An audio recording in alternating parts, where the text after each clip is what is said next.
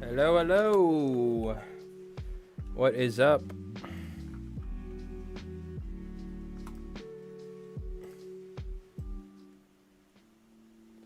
Lower our volume a little here. All right, what's going on, Jin?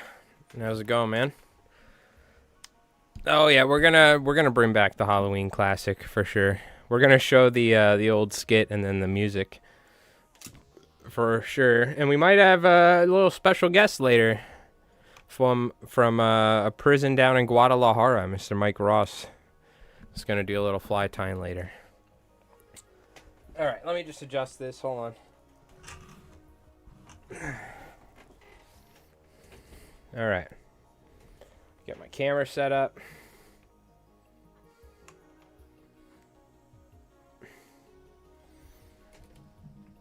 Got our light there. Let me make sure I'm not going to be bumping this thing. Let's swap it over. Whoa, Rev coming in. Yo, thank you, my friend, with the 17 months. Round of applause for Rev in Twitch and YouTube chat. Thank you, my friend, for the YouTube membership. Appreciate it. Appreciate it. We're going to be filming some more conflict games this weekend. The new video did pretty good. It's almost at 1,000 views in the first day. But, you know, he's all AI now. Yeah, I know. They're AI. They're making Mike Ross AI left and right. They have Michael Jackson AI and this and that. By the way, we put these out. Nobody came and got some, but, oh, man, they are so good. Are we on manual focus? We probably are, aren't we? All right. Let me get everything set up the way I like it. Hey, Paul, what's going on? How you doing, man? Appreciate you. Now, I figured tonight's like, you know, it's a holiday. We got a fun night.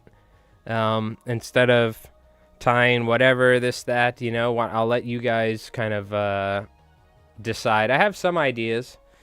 There's the classic fly, and actually She Ties Flies, which is a YouTube channel, great YouTube channel. She just did a zombie baitfish, which is we've done in the past. Mark Sadati used to have the bunker that was bit in half, so that's kind of a fun fly and this and that. We've done stuff in the past where we tied a bat, like an articulated bat fly. That's a little crazy, but if you guys have any ideas for any just regular flies or any sort of, if you do have any Halloween suggestions, feel free to. I figured today I'll leave it up to you guys. You can ask me to tie some flies, and we'll do that. We'll have a fun night where you guys kind of, you know, you can ask me to try and tie some flies. So you can see if there's something that you've been wanting to see tied, for instance. Then, you know, we'll go from there. If we need to, we can always vote on some stuff. And yeah, later tonight, after our little hookah lounge break, we have our special hookah lounge break, our Halloween one. We are going to have, I bailed him out from Guadalajara, Mr. Mike Ross, so. And you'll just be able to tell because of the sleeves he's wearing. And obviously he's got a different, you know, cadence in his voice. So that's how you'll, you know, there's only one camera, so. You just have to trust, but, you know, it costs quite a lot, of course. For those of you who don't know, we used to have someone, my cousin Mike Ross, who lived in a van down by the creek over here. And, but he got mixed up with my arch nemesis, who is my, essentially like a interdimensional doppelganger called Little Peacock, the rapper version of myself, and I banished him to the Shadow Realm. And it's, I think, the 4th or 5th anniversary. I think it was like 2020 or something when we did this. So it's the 5th anniversary of banishing Little Peacock to the Shadow Realm, Yu-Gi-Oh style, with the guitar. But so Mike Ross got caught up, though, in a scheme where he was smuggling emu eggs across the Mexican border. And the border, you know, the customs guys caught him with the emu eggs. So he's been down there ever since. So we bailed him out, but, you know, it took a little while. That's the lore drop, if you're wondering about the Li Flies Mike lore drop, especially for everyone on YouTube. This is all Twitch, going back like 7-8 years on Twitch, our history. So just to catch you up on speed, on what you're gonna see later, because if not, you're gonna probably wonder what the hell's going on. But yeah, so if anyone has any suggestions, feel free. If not, we'll start with Mark Sadati style, or like, you know, inspired by the She Ties Fly zombie bait fish. We'll do some like cut in half bait fish with blood and stuff. But Paul, Jin, anybody, Rev, if you guys want to see a particular fly that isn't going to take the entire stream, then let's go for it. In the meanwhile, I'm going to crack open this Reese's, because this thing's actually, like, really, really good. But how's everyone doing? Hopefully having a good Halloween. Yo, Southern Fly Guy, what's up? It's like a Reese's peanut butter cup, but with, like, caramel and pretzels in it or something. It's good.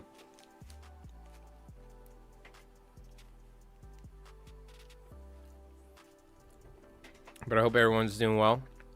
Has anyone got anything interesting going on? Do anything? Whoa, just ordered a Regal. Can't wait. We love to hear it. Well, round of applause. Gotta love it.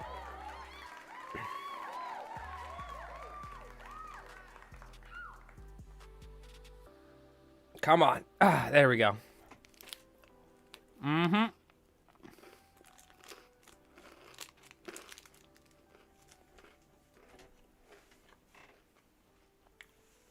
Oh, I'm gonna eat this candy real quick.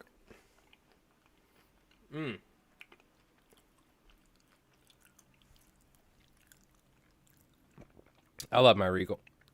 Shout out to Don and the crew at Regal. I still have to send them my old Vice head and a bunch of flies. Yo, Traveler Flies. Happy Halloween. Thanks for tuning in. I hope you're doing well. Going red fishing on the Georgia coast in 10 days. Oh, okay. Very nice. Very cool. You gotta love the Regal. Oh, yeah.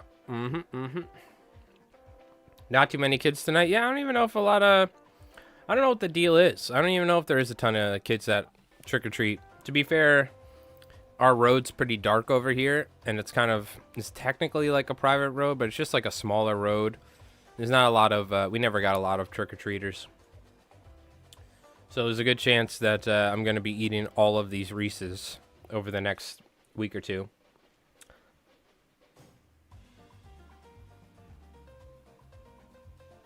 Yo, Theodore, what's going on? Theodore, I need you to, let me double check. Yeah, that's you. Hold on.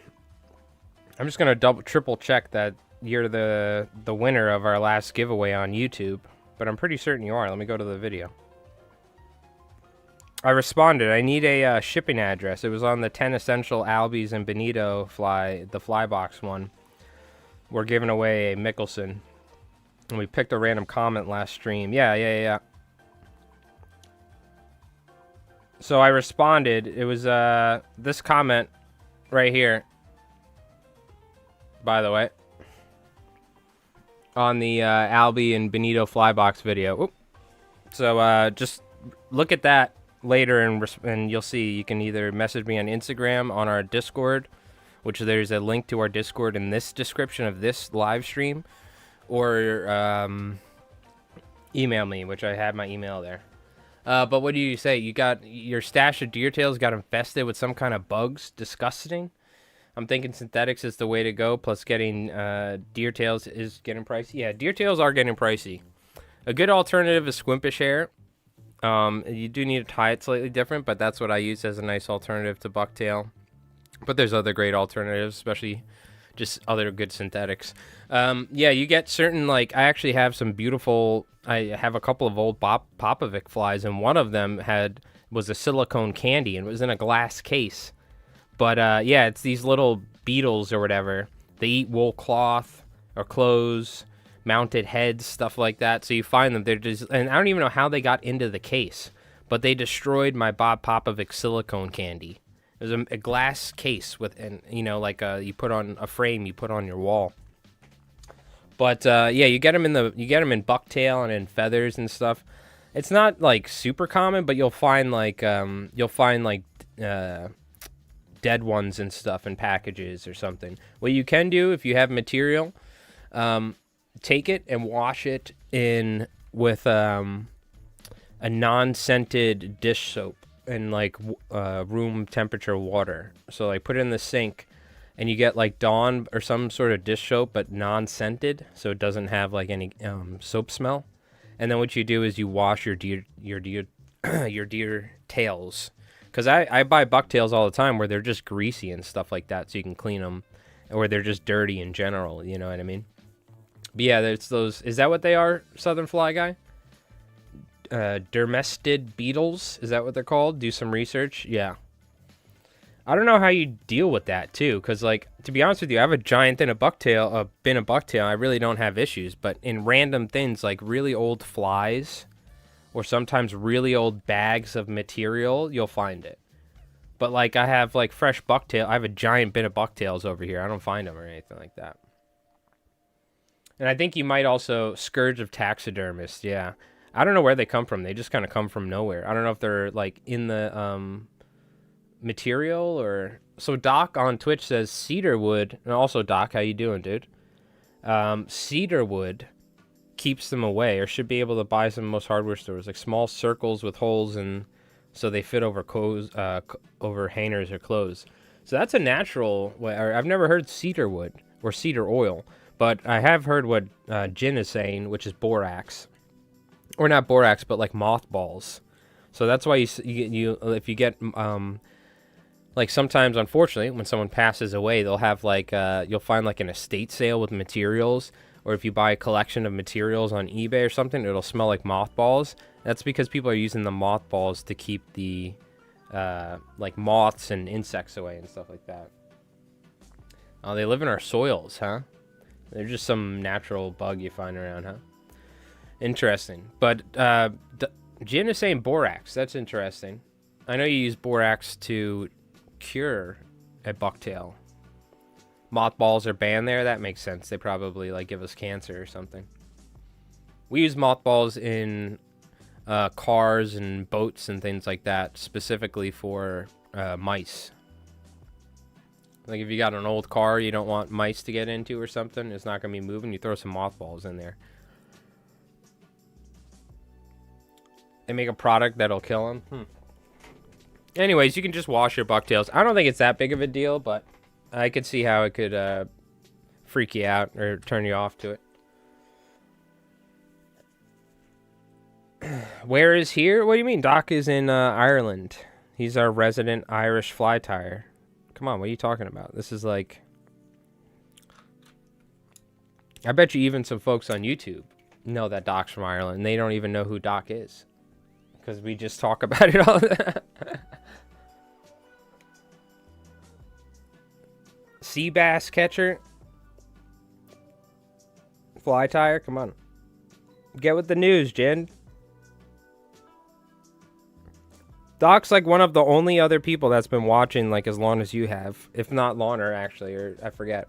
But you guys have been watching for years and years. You're like the only two people, and Brew, of course, and some other folks, but I mean that are constantly like in the chat almost every stream or something, you know what I mean? Who's catching sea bass? European sea bass, which are like the European stripers. And that's our Irish viewer, Doc. What's going on, Dad Life? What have you been doing? I saw you've been catching some stripers. All right. The first thing Jin says is top of the morning. What a dick.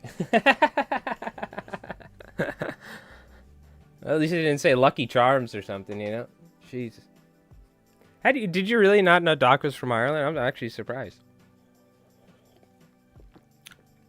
It's just because I feel like we've talked so much about the Irish fly fishing adventures of Doc. And then it leads into me ranting about how I loved Paul Young in Scotland in his fly fishing show. Like, I feel like we've had that conversation probably about 30 times here on this channel over the years. I've definitely ranted about Paul Young like over 30 times, and how he was probably one of the greatest like TV shows. You've been getting out on the shore Feels bad next week. That won't be an option. Yeah, look, I mean, I checked the surf cam. Oh, shit, we're in 4K. Hold on. We got to change this. Because this camera's going to overheat. Thank God I checked. I was like, something doesn't look right. Hold on, chat. My camera, I'm going to shut it off real quick. Hold on, let me go here. While I do this real quick. Hold on. I was like, something looks different. So then we're going to change the shutter speed. And we're going to change the ISO. It was because I recorded that Flytime video recently. There you go. That makes sense. I'm like, man, that was super crisp. Okay, hold on. Give me a sec. I got to deactivate, reactivate the camera. Because I changed the resolution. There we go. All right. Went in, one out the other? Okay. Well, you know, I don't blame you. So, chat, what are we tying? It's Halloween.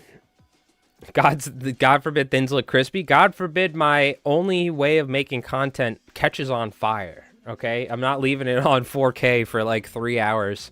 We did that last time. I was like, why is the camera like overheating? It's like, warning, warning. It like just shut off instantly. I was like, oh yeah, that's right. It's in 4K. The thing like almost started smoking this thing. I gotta admit, this A6400 is great, but we used to have the issue with the old A6000. This is why I bought this camera body, and we're using the old lens from the A6000. But the A6000, we would stream in 1080p, not even record, just stream by capturing the viewfinder, essentially is what I'm doing right now. And every about an hour, the camera would overheat, so we would take a break every hour, hour and a half for like 15 minutes and chat or whatever. And I would hit up the hookah lounge or whatever. And we'd have to come back and be like, all right, I think the camera's cool enough. And I think I did that for like a year or two because I bought that camera and I was forced to use it. Like I paid for it, so like I couldn't buy a new one. It took me a year or two, or like a while to upgrade to this camera body. Which I think I just paid off not too long ago, but... All right. Anyways. So it is Halloween. What are we tying? It's up to you, chat. Nobody's even said anything, you know, other than a giant beast fly or something, or a pop lip or something that would take the entire stream. What do you guys want to see tied? I'm leaving it up to you, chat. And we do have a little special treat for our little hookah lounge break, where we're going to be reviewing an old classic here on the channel. Pumpkin Spice Buford. Yo, what's going on, Wolfram? How's it going? I had people asking me about the 11 weights, and I told them about you. People on Instagram and this, I don't know. But we were catching tons of albies on that rod. All right, that's what we're doing then, a Pumpkin Spice Buford. Shout out to Wolfram Rods. You guys should be following him on Twitch. I'm sure most of you are, but if you're not... Halloween jack-o'-lantern bump and cheers to the return of Mike Ross. Tie a Halloween fly. All right. Well, thank you for being descriptive. Jen, thank you so much. Appreciate that, my friend. With the 80 months, holy guacamole. Thank you, my friend. Yeah, I like Wolfram's suggestion. It's got some nice Halloween colors and a little bit of white girl flair to it with the pumpkin spice latte. I like it. Let's see what sort of hooks we have here. We might tie like not a pike version, like a more striper size. Maybe like a little mini one for the surf. We're just gonna pick whatever hook we want. I'm gonna use these 2-odd Ahrex minnows. That should be enough hook gap and a heavy enough hook for us to tie a Buford style fly. Or I don't know, Budford. I've probably been mispronouncing it the entire time, but. And I'm not going to change. Oh, dude, I do have orange thread. All right, I'll grab the orange thread.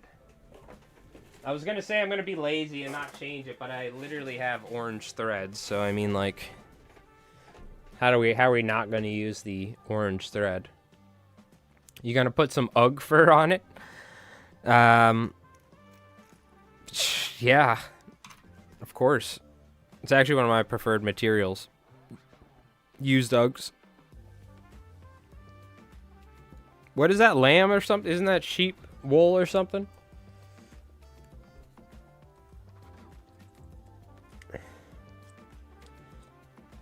What have you been up to, Wolfram? Also, I hope everyone's been having a good Halloween so far. I am going to be watching the Djibouti stream after this. I watched our Halloween special every year. So, I was like, of course, they're starting up their stream, and I got a stream, but we got a job to do. And it also, oh my god, I almost completely forgot.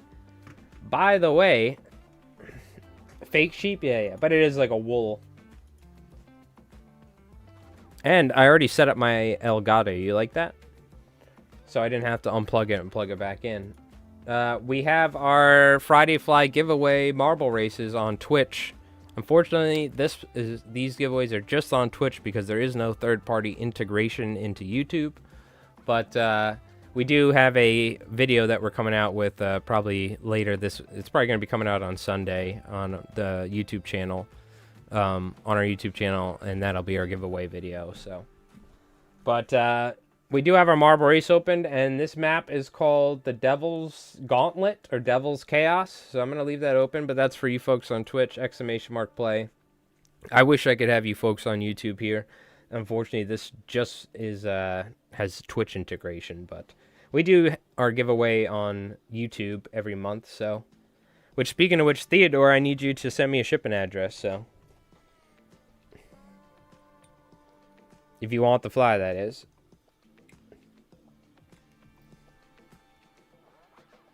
Which is a Mickelson epoxy baitfish.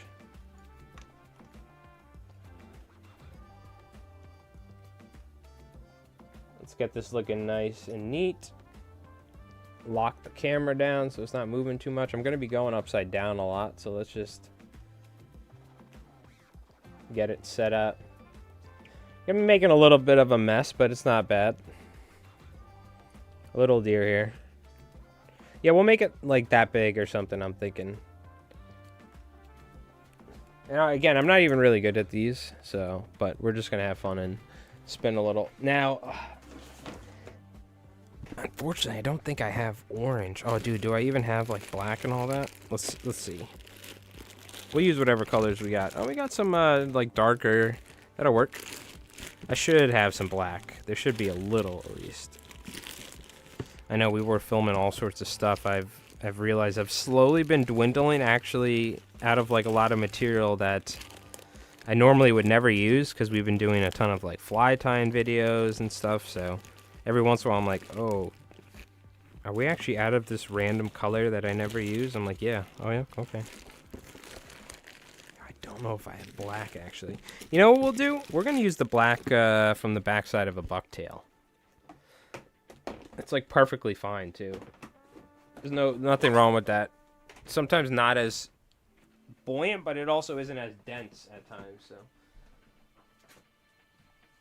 And I have so many of these, like, bucktails with, like, so little material and short material. This stuff is so stiff anyway. You always find black bucktail being super, super, super stiff. So this is like the perfect material to use for that in reality. So, okay. So we'll grab some hackle. I don't even remember how this thing's, so it's like hackle, and there's like bucktail, and it's like a big bushy streamer sort of thing. Not even gonna look it up or anything. We're just gonna tie it.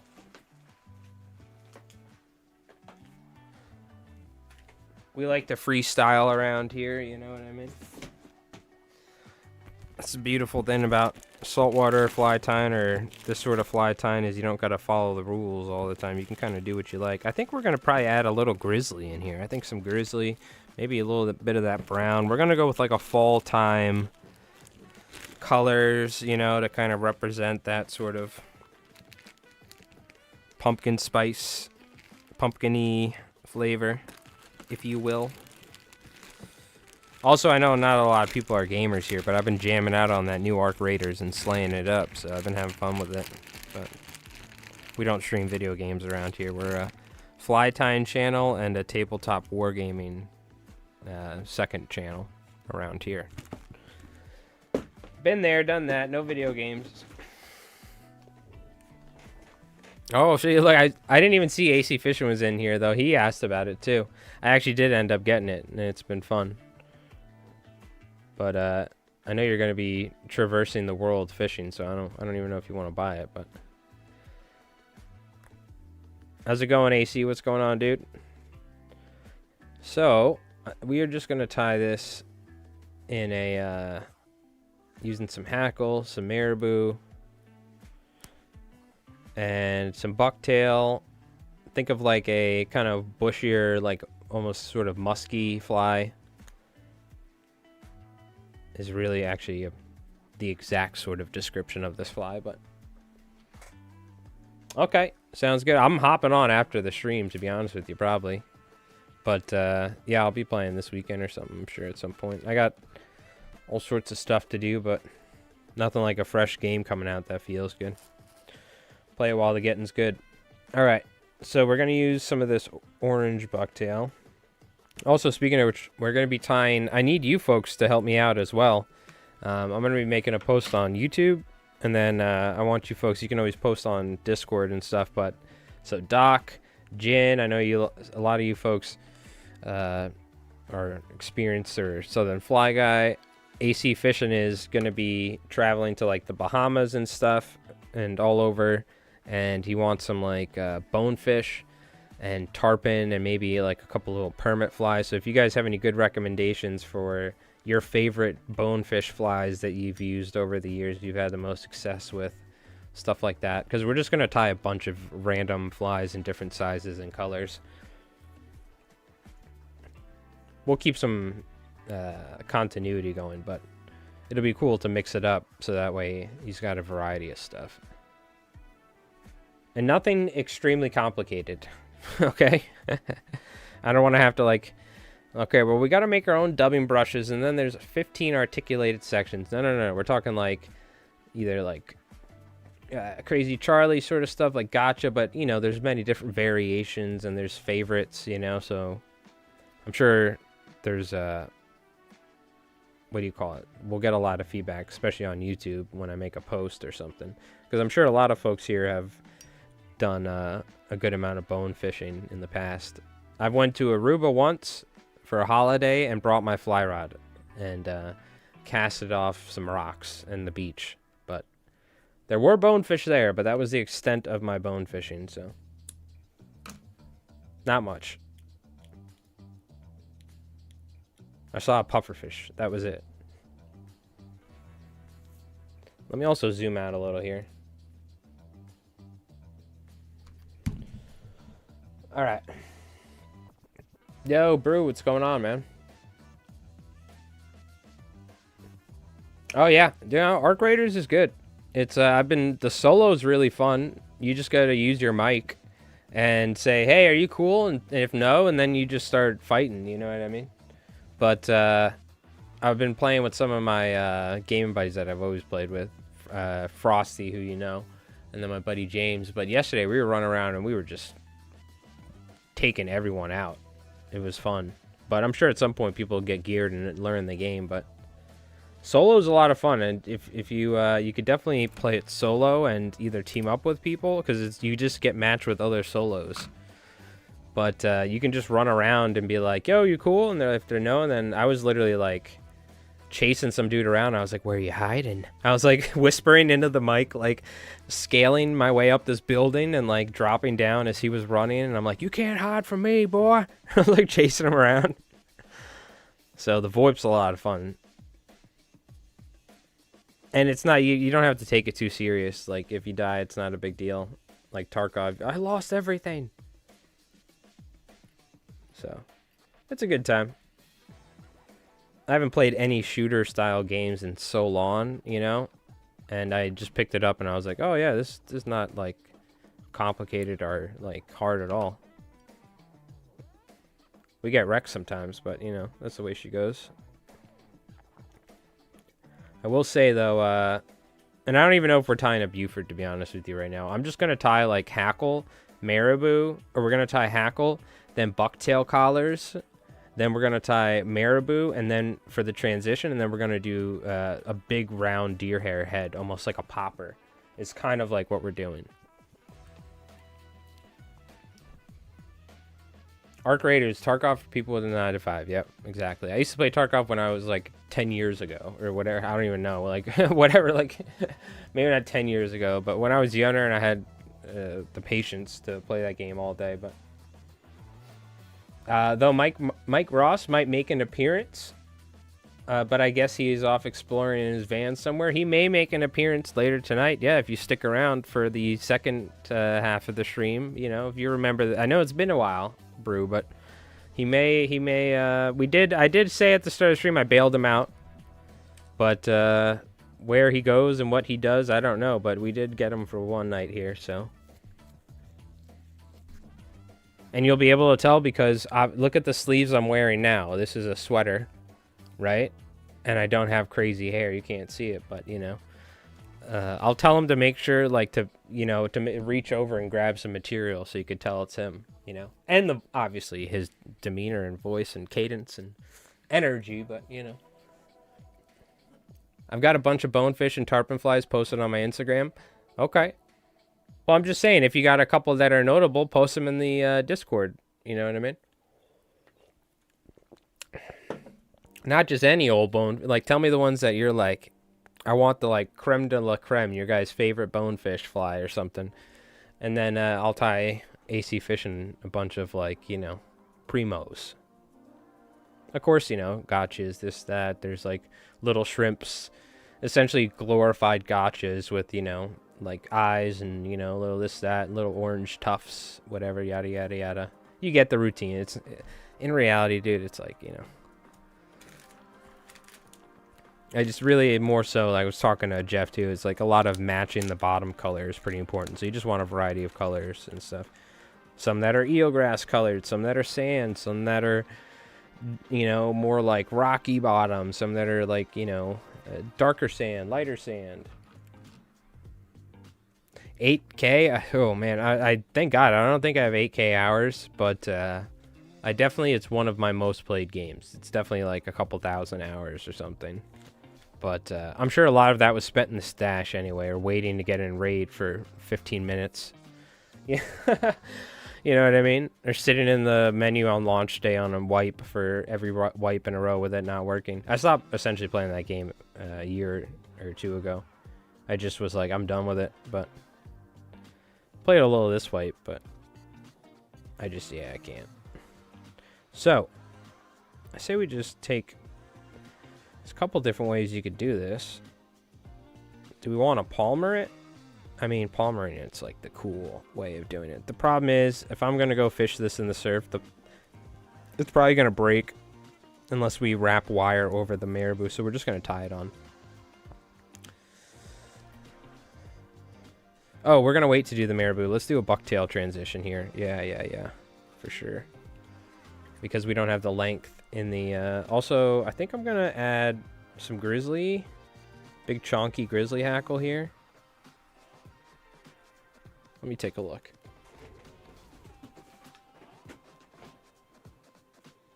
Yeah, we can add some big chunk grizzlies.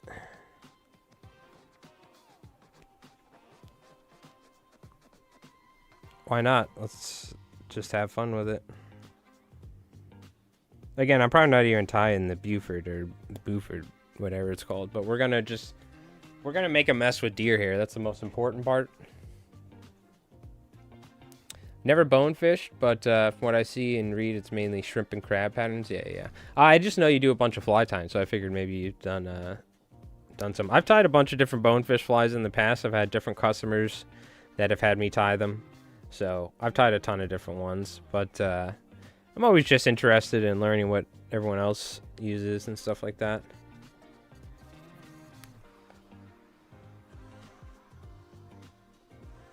Or always open to suggestions. I think you that's the one way to continue to grow as a fly tyer is not to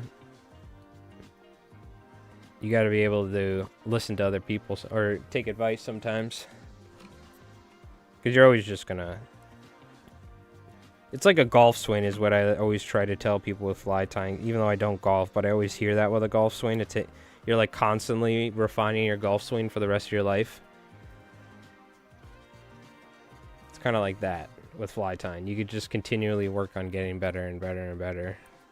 Or you could just do the same thing and you might just proactively get better, but...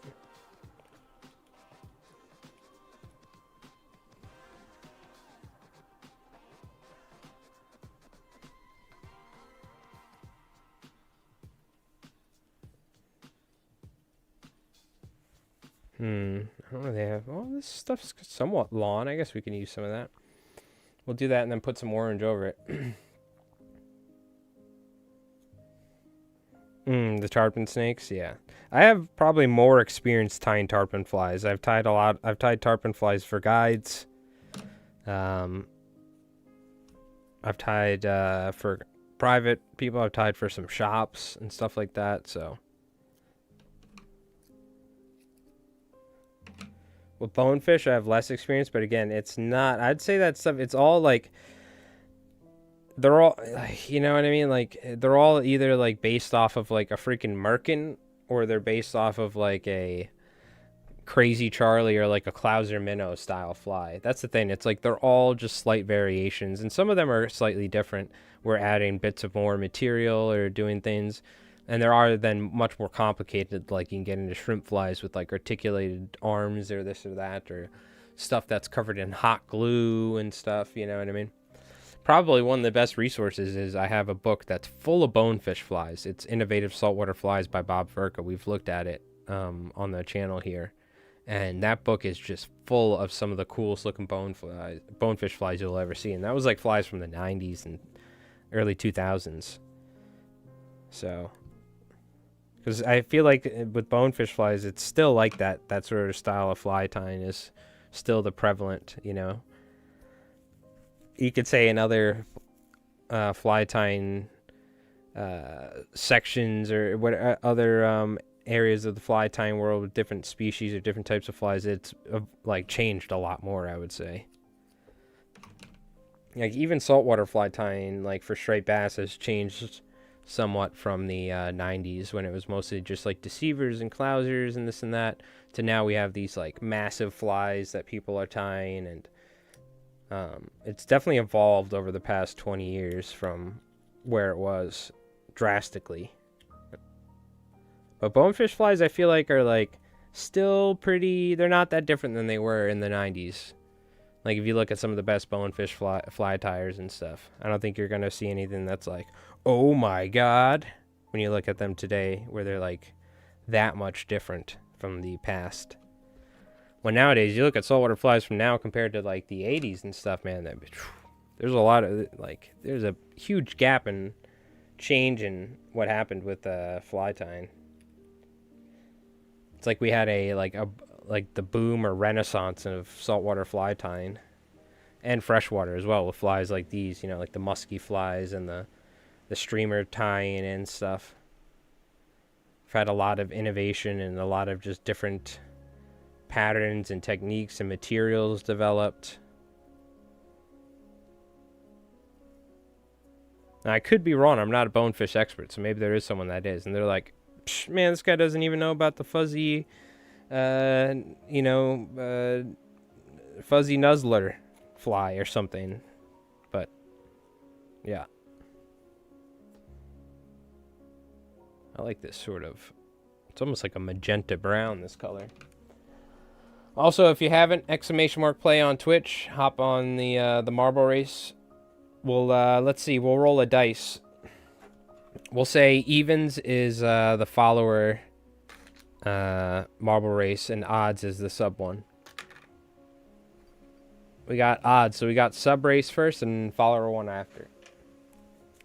And for folks on Twitch, don't worry, we have our giveaway. We're going to be doing our video later this week, probably the end of the week or so, or weekend, and that'll be our giveaway for the month, our giveaway video.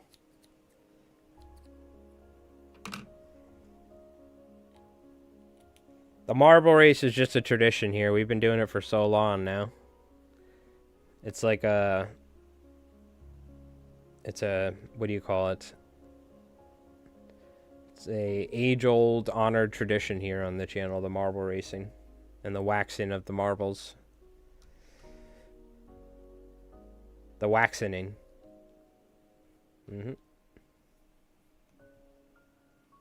Just spread this around here. I think we'll add more brown on top. We're definitely getting that big bushy fly look for sure. Without a doubt. You posted the Halloween fly to Discord? Okay, okay. Now, knowing you, you might try and torture me. Well, I'll take a look. It's going to be like a 14-step process, articulated pumpkin jack-o'-lantern man or something on a bicycle I need to tie. I'll take a look here in a sec when we finish this.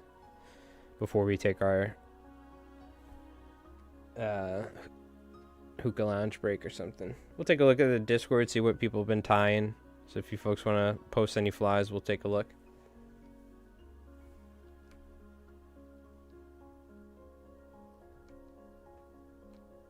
I think we've tied it in the past where we've talked about it, but my buddy Tyler had his clown fly, which was chartreuse over orange with like fox fur or something, but or craft fur. This little tiny Clouser minnow or bucktail, and that was his little clown fly, and he used to catch a ton of albies on that thing. But I remember, I think we tied that on Halloween a couple times, the clown fly. Very simple. Okay, okay, very nice. I just remember hearing a lot of beast fly requests when I'm like, all right, what's a simple fly you guys want to see? All right, let's go with some lawn stuff here. Let's see how this works tying with this bucktail, shall we? Also, I think, can we get up on the shelf here? Let's find out.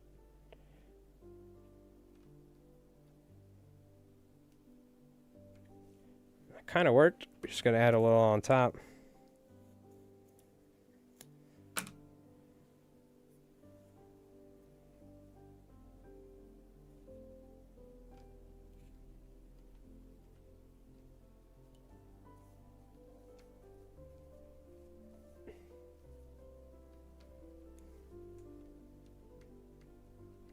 Now, some would say, Mike, don't you tie flies for a living? Why aren't you using a deer hair packer? I hate them. I have one from Pat Cohen. That's where I kept maybe getting it. Was it Pat Cohen from Are You Superfly? Yeah, yeah. And not Henry Cowan. That's probably why I was freaking screwing up his name. To be fair, I've probably been calling Henry Cowan forever because I just read his name in a book and just assumed it was that, but that's who I have. Which, by the way, Ari Superfly, awesome dude. But I have his hair packer, but and hair packers in general. But I just like the less tools I need to use in general for fly tying, the happier I am. There's more stuff I'm gonna lose, I can't find, and then I rely on it. You know, I just like using my hands. You have to be very careful though, because what I was doing there, put in a lot of force. I've learned to avoid the hook because there's been many times I've done it in the past and my hook went with my finger jammed straight into a sharp Gamakatsu, and it's the sort of thing where you go down to the nerve. It really hurts, you know what I mean? Especially when you're applying that much pressure. So you need to be careful. Even now I'm like, I apply a good amount of pressure, but I have my other thumb, you see, like right here, for instance, to stop it from going too far, for instance. But yeah, I never really was a big fan of using like a hair packer or something. Just never liked it. For those of you that don't know, I actually have it right here. I'll show you. Now, once we get down to the shank, because I just tied on top of a thread bump, it's easier, but you can use something like this, for instance, right? Now, for instance, I think we're also supposed to not really... I've talked about it. I usually put thread on the hook shank, but if you don't, you'll spin easier and stuff, but... So you can use something like this to kind of pack the hair like that. But I've had issues where I've like kind of screwed up flies using this thing. So I think if you're tying on a bare shank, it's fine. But sometimes I tie on like big thread bumps and stuff and yada, yada, yada. And it makes a difference. All right. we're gonna wrap this here. Also, let me know if the music's too loud. I want it to just be like kind of chill in the background, not loud at all. If anything, kind of quiet. So I can always shut it off, or just let me know. I'll lower it. So let's test this. Let's test it out. Not bad, but I like using my hands like this, and I kind of twist a little like that to pack it in there. Tell you what though, I'm gonna need to move this camera because my back's starting to get a little funked.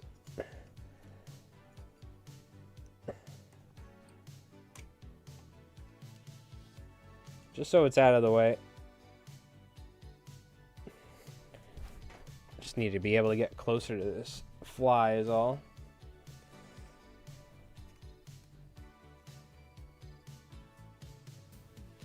Just give me a sec here. Let me adjust this. I like having the vise close to me, personally.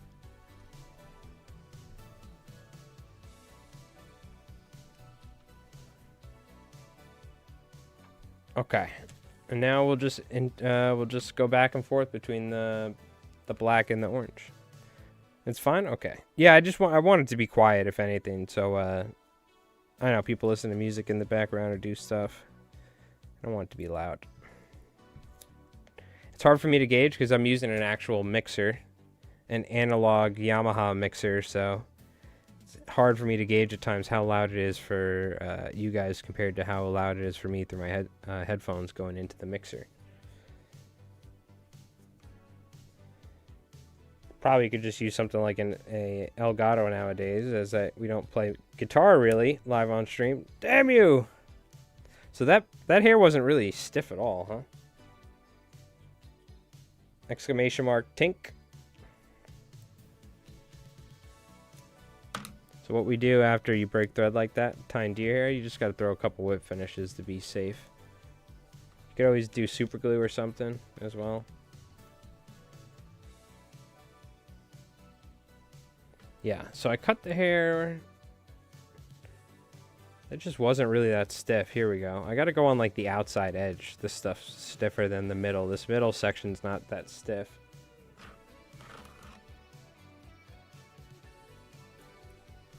You got to like feel the back of the bucktail, see where the really stiff stuff is. You know, not every tail you can do it, but I feel like I got so many tails that are just kind of crap that you could totally use for this. And instead of throwing the whole bucktail away, you can use the backside of the bucktail as this pseudo deer hair, essentially. It's like the poor man's deer hair. Because back in the day when I was a little kid and my parents would only buy me like so much material, obviously, they only had so much money. So they'd buy me like 1 or 2 bucktails, and I would use that bucktail till there was nothing left. And then I would use the backside of the bucktail to spin deer hair.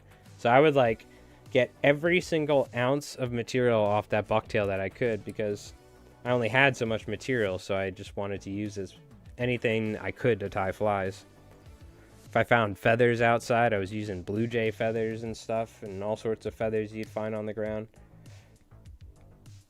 I'm just anything I could get my hands on. We go to Michael's, you try and buy a bag of feathers for a couple bucks with like random, pheasant feathers or guinea fowl feathers and stuff that you can't even really use for saltwater fly time, but you try and find a way to make it work because it's all you got, you know?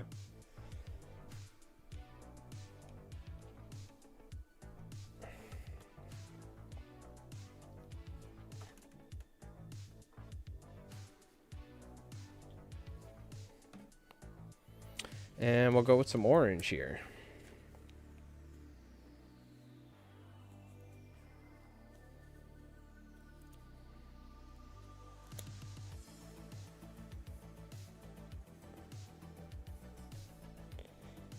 So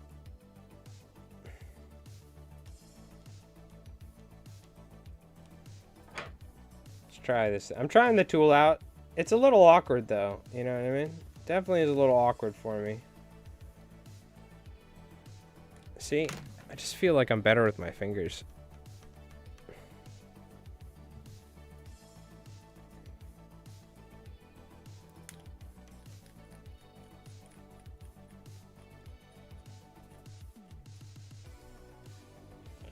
Now if I'm, wait, this fly even has more material, doesn't it? I feel like I need to do one more collar here. Because this fly, like, the material goes forward a little. It's like a popper face. Yeah, I forgot. Yeah, we should do one more collar. Kind of replicate that. Even though we're kind of just doing our own thing, but... Maybe we mix some of the orange and black here, so it's easier for me to tie on there.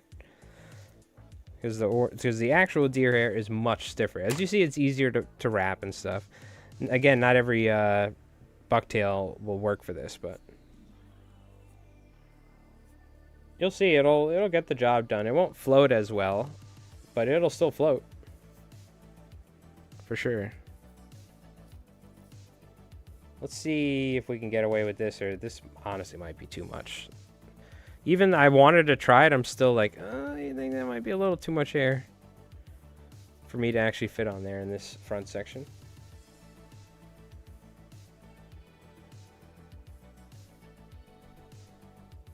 Alright, maybe not.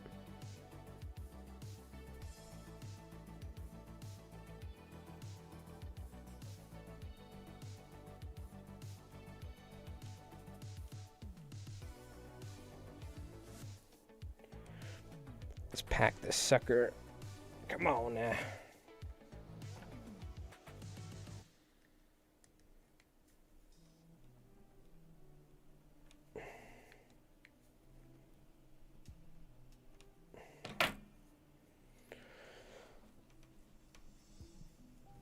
There we go. Whew. It took some finger pressure right there. I could see maybe if I had arthritis or something, that would not be really possible, but maybe 20 years from now I'll need to use that thing, but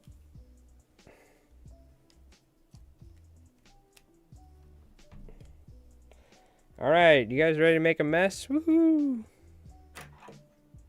Now, the proper way to do this is get a nice fancy razor blade and a razor blade holder and do that. I'm a scissor man. Give me a pair of Fiskars scissors made in the USA.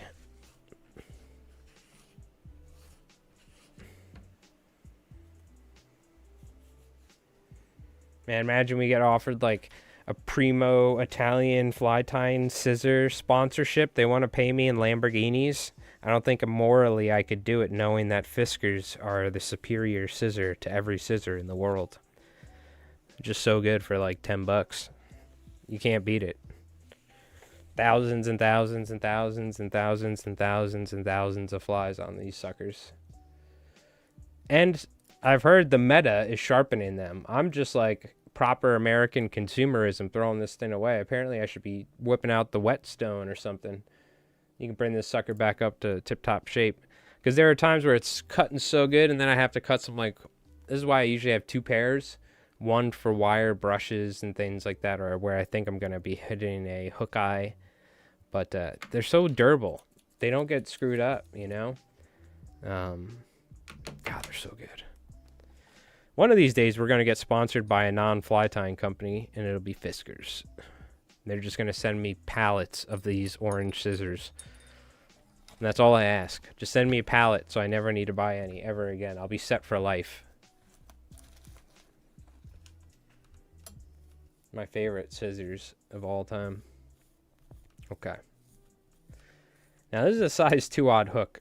So we got to do some trimming. You still have yours from kindergarten? But are they actual Fiskars? Because I remember we had like, there were all sorts of scissors like this. You know what I mean? And these are like the ones that these are the too sharp. They wouldn't let us use them until you get to like a certain age, you know? I don't even know if they had Fiskars, but they had similar scissors. These like plastic handle scissors, you know? All right, so if we tie this on an 8-odd, you'd barely have to trim it. But let's see, where do we want to trim this to where it's actually fishable? Here's the hook eye. We want to trim it like this. I'm just going to cut like this. We're going to try and do a circular head on here. And with scissors, by the way, so good luck with that. But let's just freehand it, see how we do.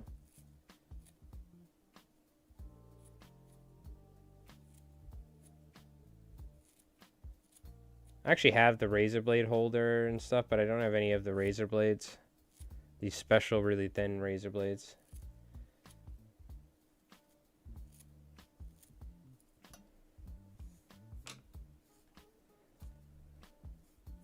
So again, this is not like a snake fly or something. It's like a very round head to this fly, and it just stays that shape the whole way through the body of the deer hair. So I kind of want to angle my scissors flat.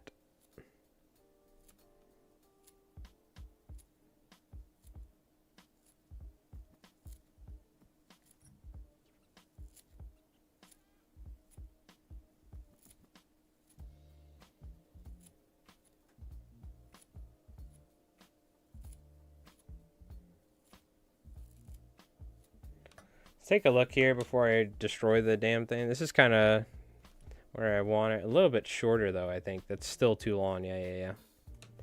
For it to actually swim properly with this size hook.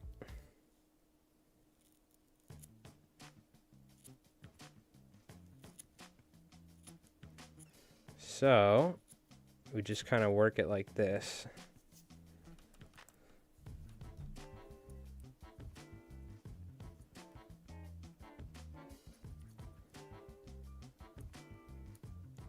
And if we need to, hit it from the back. Skirt. Slamming cores off the back, you know what I mean? I hadn't like said that in so long until I went fishing this year with Jeff and my buddy Mike on his boat in Montauk. And Jeff was sitting there like with a bent albie off the back, you know? And I was like, slamming cores off the back. We were like, I hadn't done one of those in a while. That phrase.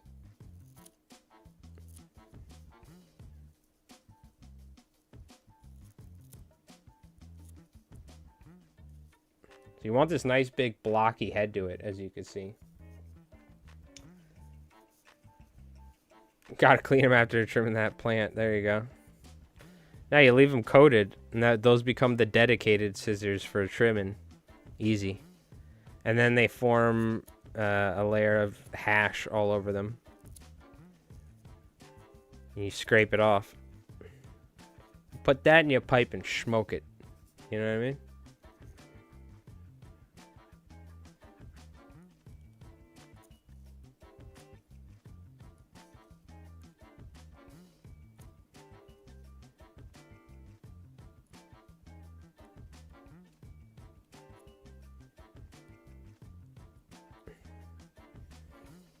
Let's see how we're working here. That's honestly not bad for freehanding, right? Not too shabby. Want to make sure it's even. Yep. We want a nice wide face. Yep. We got to just make sure the belly is trimmed up. Yep. So it swims right.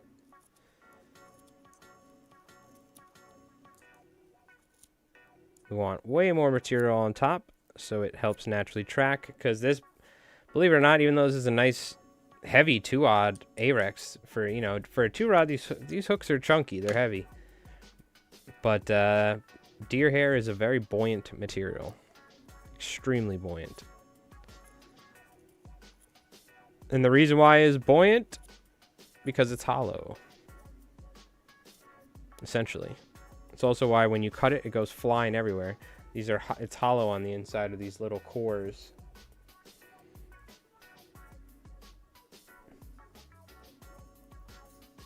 Live resin. Quick sharpening trick. Take a sheet of foil. Oh, tin foil? What? 3 to 4 times and cut it with your scissors. It'll take the dullness out of them. Really? Interesting. I didn't know that. I actually have like a freaking crazy sharp knife sharpening and broadhead sharpening thing because I used to do a ton of deer hunting. So I do have the proper tools to like actually sharpen these up to like tippy top shape. It gives me an excuse to get out of the house and get a pair of scissors every couple months, you know? Literally the only time I leave the house when I need fiskars. Otherwise, I stay in my room and tie flies like Gollum from Lord of the Rings. I think this is going to fish pretty good. Do we need to trim a little more? No, I'm just going to leave it. I'm happy with that. It's supposed to be nice and bushy. You know what I mean? Let's just scrunch it up a little bit, rough it up. See what it actually looks like once you beat the hell out of it a little in the surf. Let's put it back on the vise. I'll give you guys a better view here. Sorry, I was doing that. Let me also brush my table off. We like to clean in between flies now. In the past, I used to just let it go crazy. Whoa, we dropped frames for a little bit. I see we dropped frames for a sec. How are we looking? We looking all right? There is kind of like a storm going on right now. We have a hurricane from Jamaica making its way up the East Coast. So we've been having nonstop crazy rain. Did you see that rain yesterday, Rev? Holy. Did you guys get rain like that up there, Jin, in Mass? We had enough rain to where it was like starting to flood my road. I was actually getting worried. I was going to go out there in my with my waders or my boat shoes. I have these like boat boots that I wear during the winter. I was going to go over and like unblock the storm drain because it was starting to flood like the road. I was like, there's got to be something blocking the drain, dude, because this is like, I checked, it wasn't high tide, but it was starting to come up like the road towards my house. I'm like, uh-oh. I don't know how many inches of rain we got yesterday, but it was like an extreme amount of rain on Long Island, especially eastern Long Island. I saw in Brooklyn, there was flooding in Brooklyn. Like in the streets and stuff, there were cars that it was like almost past the windows and stuff. I'm sure those are streets that are probably like lower height, you know, sea level wise, but just in a couple areas. I don't think all of Brooklyn got flooded, but that was a lot of rain. Oh, the fly, yeah. All right, well, shout out to Wolfram for the suggestion. We did a little pumpkin spice style, Buford style fly with hackle and deer hair and all that, with a nice big round head. Could have been a little prettier with the trimming, but also, mind you, I just beat the hell out of this. So this is what it's really, this is the real deal, you know? Not the photoshopped version. All right. Yeah, we had a lot of rain.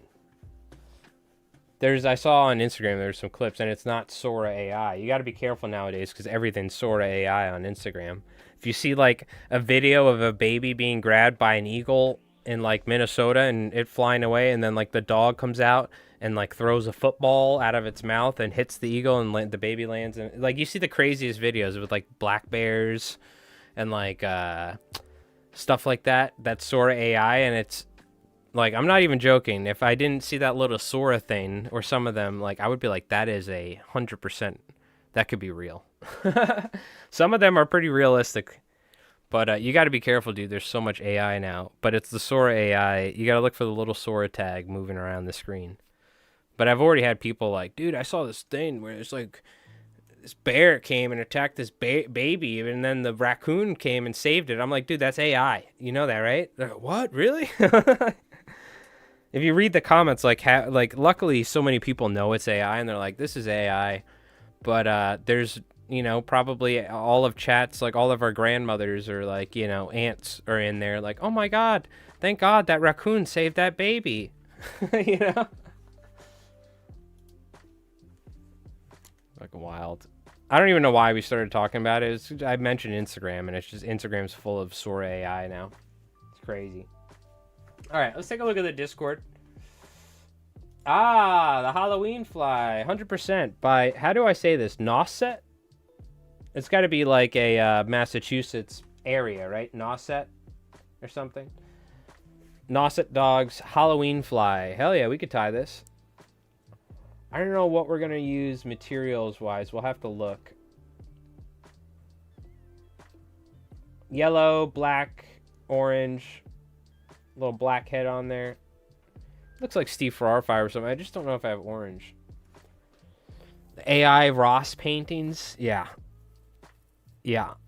I will say some of them are hilarious. Djibouti Show did a stream where they generated a 5 to 7 minute long wrestling episode of themselves, and they came up somehow they came up with like this villain because they've done a lot of dubs about like the ShamWow guy. So it was called the ShamWowsler. So it was this dude covered in ShamWows. And like the AI was coming up with the craziest wrestling scenes. Some of them looked terrible, but they generated enough to where they put them together and like made a little, like a 5-minute segment of wrestling with all of them wrestling the ShamWowsler and like a wrestling arc. It was so funny. Like that's what I think the AI, like that's the perfect use of AI for like clowning around. You know what I mean? But the problem is it's just going to destroy society with, dead internet theory eventually. But we're just gonna like you're not gonna be able to tell what's what anyway. But for now, enjoy the dumb videos like the Sasquatch videos and stuff. Sasquatch is like live streaming on Twitch or something in the woods or whatever, like that sort of stuff. Enjoy it before Skynet takes over and Terminators start coming for us. That's what I'm saying. AI granny rap battle. Yeah, there's some hilarious ones, to be honest with you. There's some wild ones out there. There's ones where there's like, it's always the old lady opens up her door and there's like a tank outside. There's one where this old lady, she opens up her door. There's like a 810 warthog and the thing just opens up on her. Or like a dog with rocket launchers on its back. There's also one with old ladies and a chiropractor, and it's like some giant dude's a chiropractor, and he just slams this old woman through a wall, and she's like, ah. It's all videos of old people getting assaulted in AI is what you find with Sora. And there's a lot of dash cam stuff or like police body cam because there's certain filters you can put on a video that make it look more realistic. That's why they also generate really good looking wrestling stuff because there's so much wrestling footage that they're probably just stealing off the internet. And you can apply those like 90s filters to it or 80s filters to the video and it just looks so good. Like it looks way less like AI when you do stuff like that, So now I don't have orange, unfortunately, but in this particular color, I do have some browns. We got a tiny bit of black. Let me see if I have an alternative. I'm just looking for materials right now while we talk about this.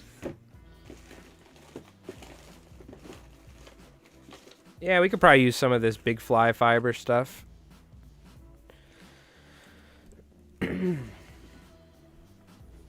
Oh, are these the tarpon flies that I should tie for Aiden? Oh, yeah, definitely. So Jeff was talking about tarpon sempers. These aren't that far off. And are those are bee chains, right? For weight? Oh, some without, yeah. Yeah, see, these are I love these sort of style, like more like Stu Ape sort of classic stuff, you know what I mean? Let's take a look. We haven't looked in the Discord in a while. So let's go here. Oh yeah, Craggerroll. I remember we saw that. Very nice. Gin with some Alaska trip stuff. Very cool. Nice trout. Rainbow. We got some salmon. Look at the scars on that sucker, dude. Very cool. Man, look at that. Sick. Nice.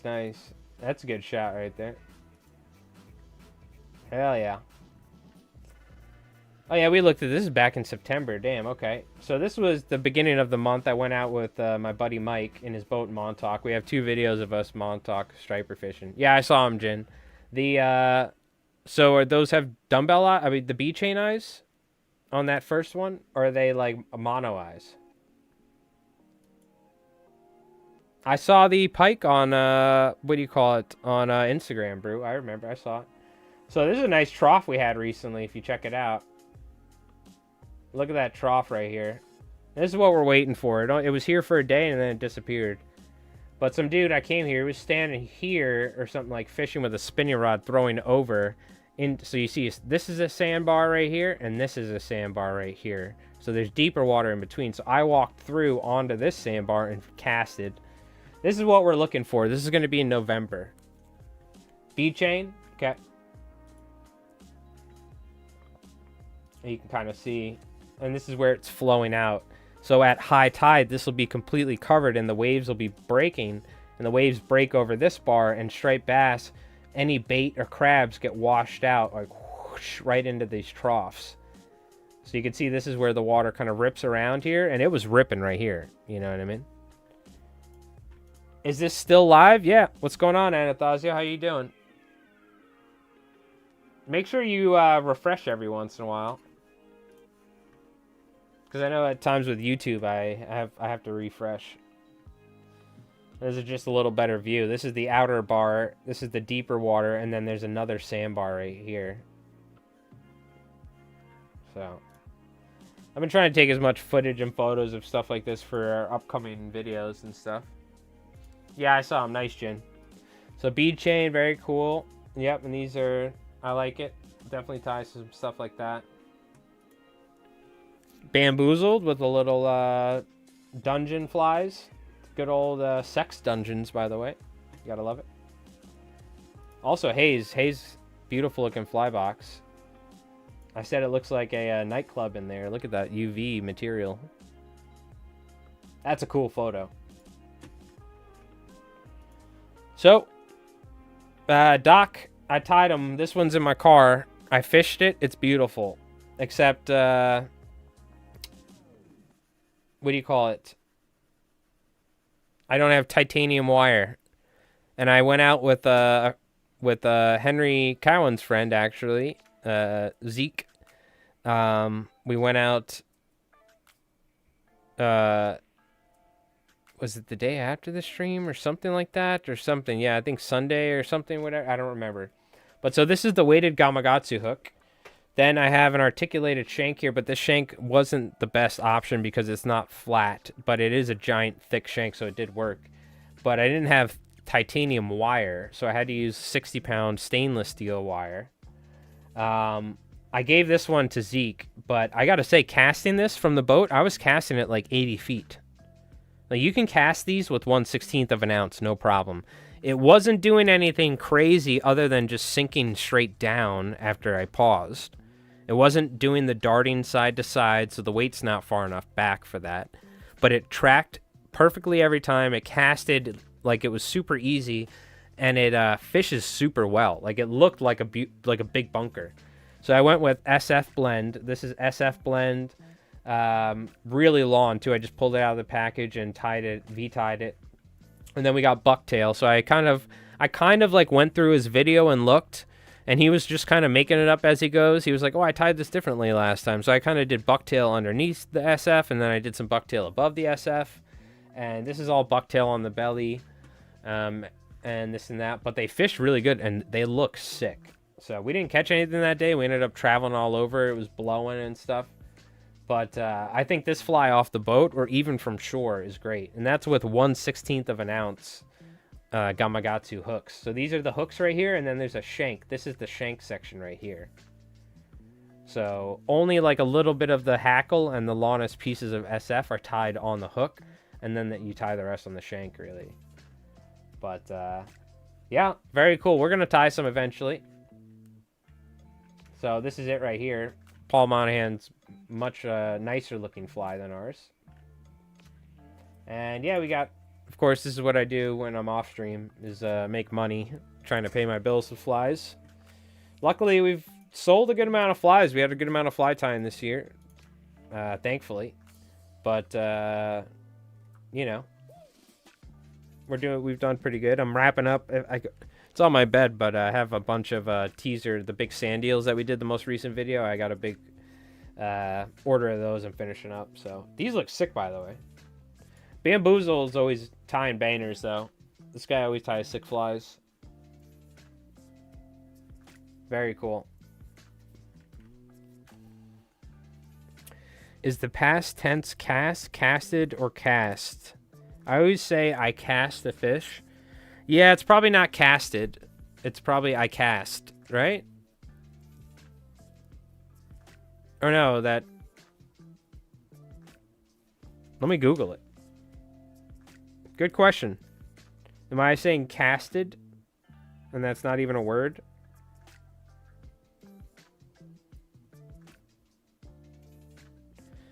Casted is not a standard English word. The correct past tense is cast. Cast may also have other meanings.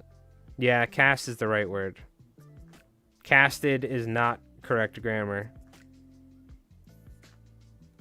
But who the hell? I'm streaming on Twitch. What the hell you think? And YouTube. You think I got correct grammar? Come on. Yeah, right.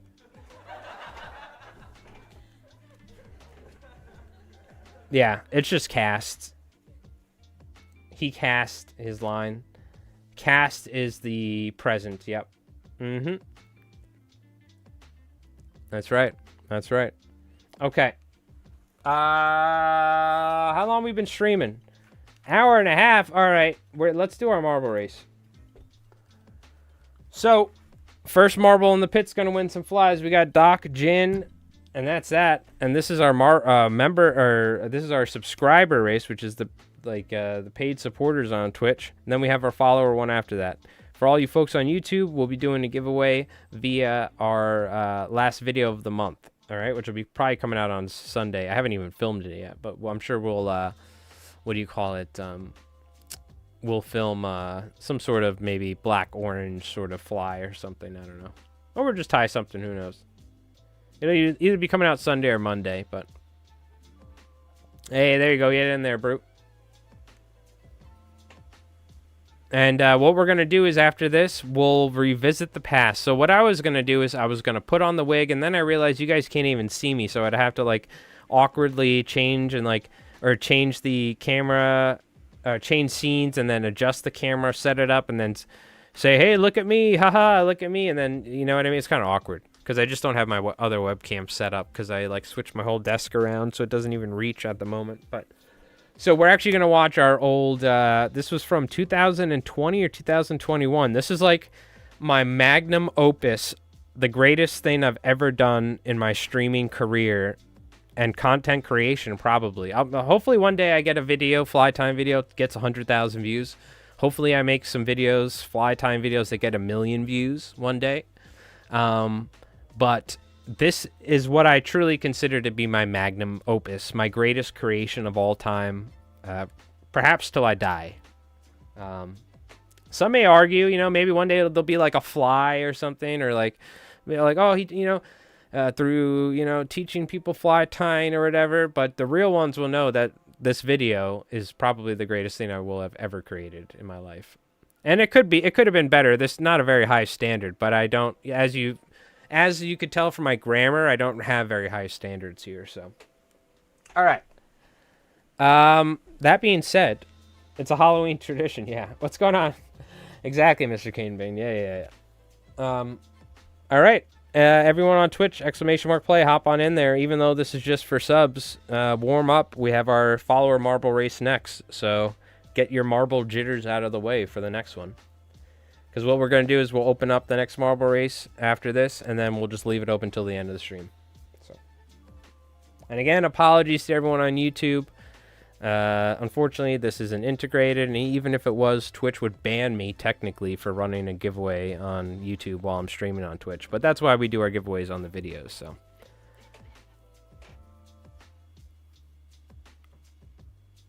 Twitch is just pulling L's left and right.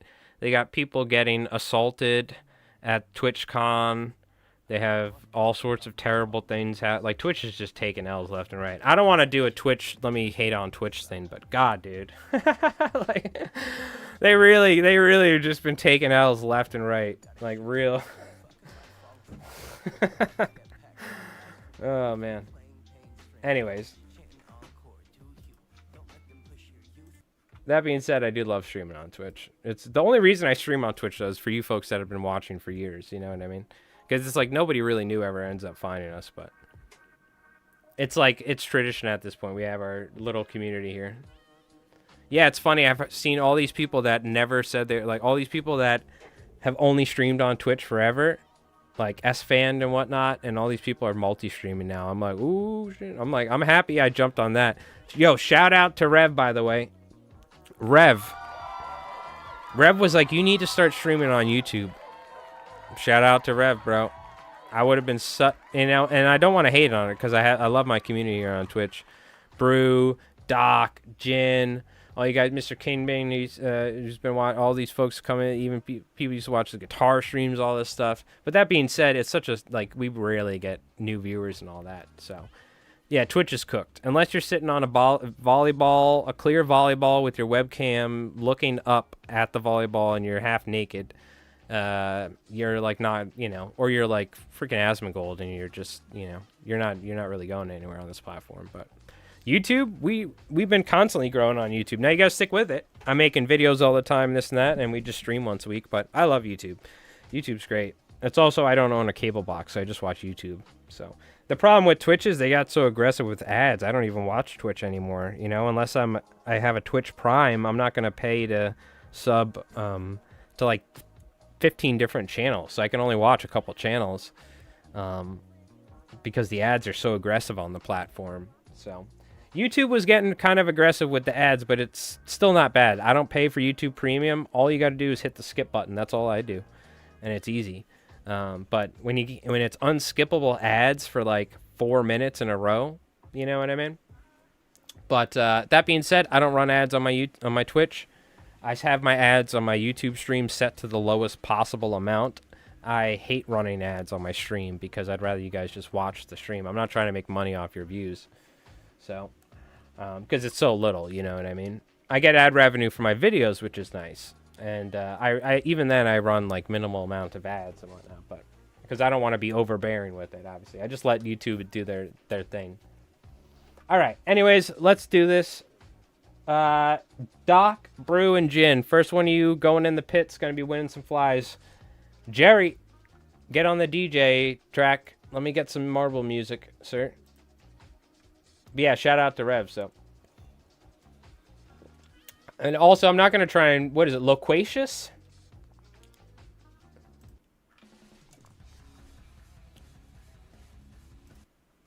I think I know her. Loquacious? Yeah, I met her before. That's funny. All right. All right. Good luck. First of the purple or green marbles to land in the pit's going to be winning some flies, all right? It all comes down to this. By the way, Jin, I owe you. I have to send you because you won last month or something, but...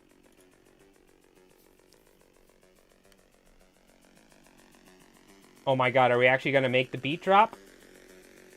Casually? That was pretty good. We almost got there.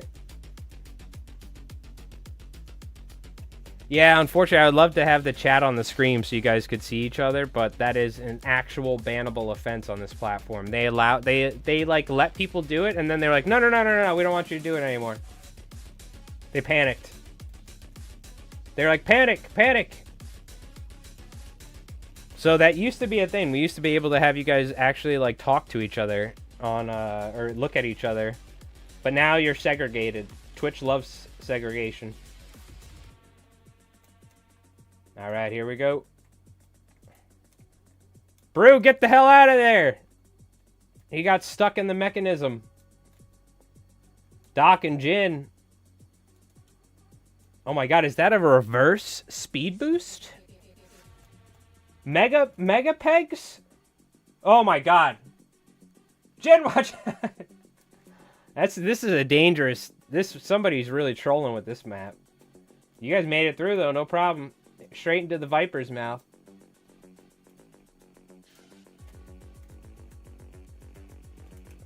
It's weird, I gotta like look up to move. Okay, no, I can go backwards. Woo, that was clean. Brew might catch up. I don't know where this map ends. It looks like it's coming up soon. You better make your move. You gotta find the devil's butthole, apparently. Get in there. Oh, that was pretty good. Is somebody gonna find that? Get the hole in one. Oh, the redemption arc. He almost got it. Oh, you might. What the hell? This map is crazy. Now he's going down the double helix DNA coil or something. And this is like when you see like a movie and they're like, oh no, Austin Powers Mojo, and there's like a coil full of like purple goo in like a cryogenic tube. That's what this looks like. Oh, but Doc going up the chute. I think it's still anybody's game. Never mind. Doc's out. He's gone. He died. It all comes down to these two. I'm just showing off. I think you died of fall damage, by the way. It looked like you hit the map and exploded or something. It all comes down to this, Brew. Can you do it? Can you beat Jin? Can you catch up? He's in his BMW 5 Series. Second gear, going around the bend.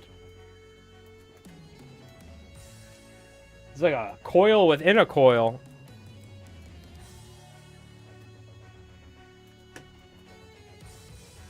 Uh-oh. Jin's got the lead. He's got to hit the roundabout here. Let's see if he makes it.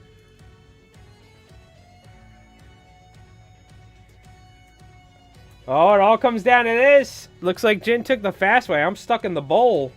Oh, but the paddle section strikes. Not the paddle. Come on, Brew. We might have a close race on our hands here. It all comes down to the paddle. The paddle. Jin's getting fucked by the paddle. Tell me something new. But not today. He said enough's enough. He was showing off. That's all. He just liked getting slapped around a little bit. And ladies and gentlemen, congratulations to Jin.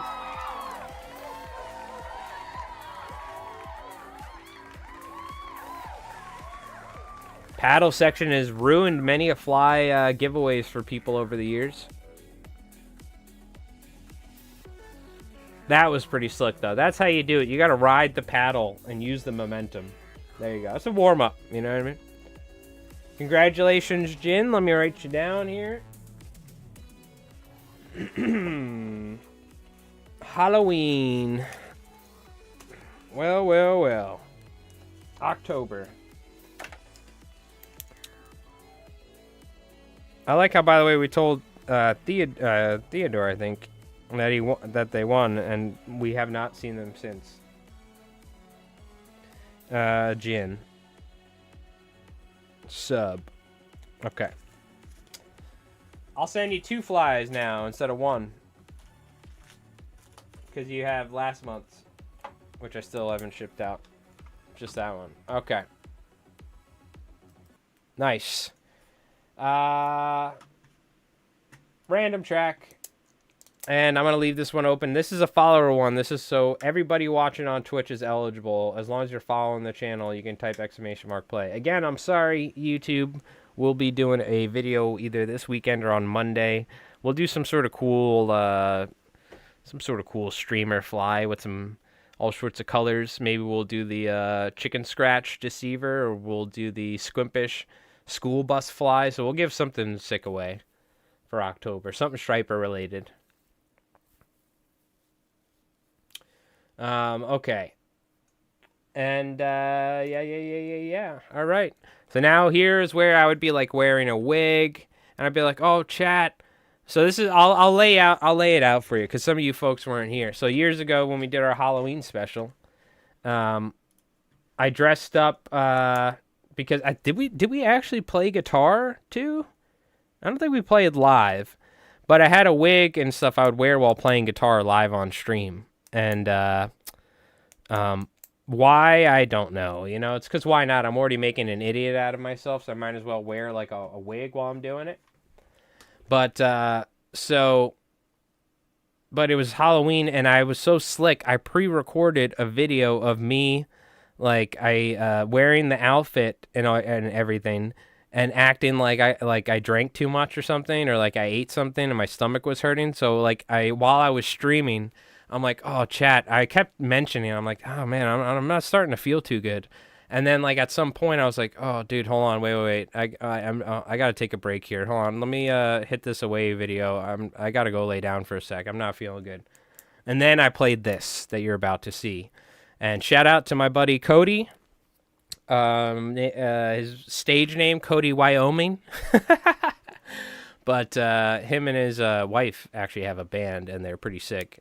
But he helped record all of this in his studio. He has a music studio in his basement, and it legit is a music studio. It's sick. And we played some Les Pauls, some SG Firebirds we recorded. I think some of the stuff is recorded on some sick Firebirds that he had. He had some Strats, Japanese, American Strats, all that. So, and when we come back, we'll have Mike Ross tie a couple flies, all right?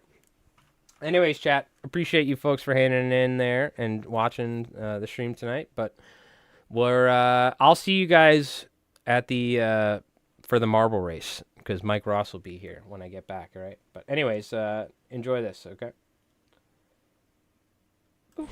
Oh, God. Whew. Oh, man.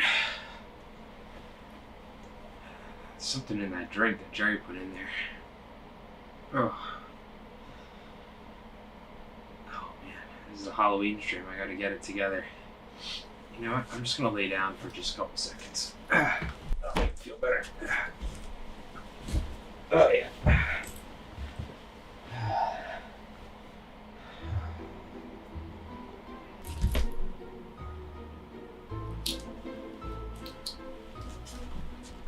Where the hell am I?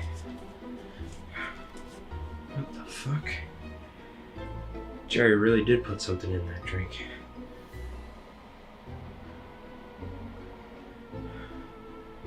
Oh no.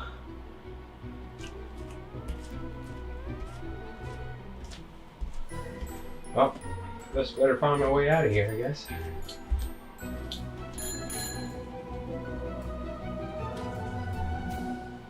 Oh my God.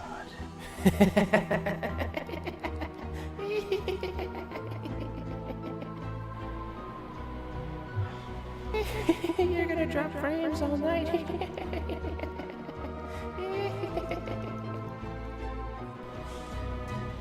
Oh.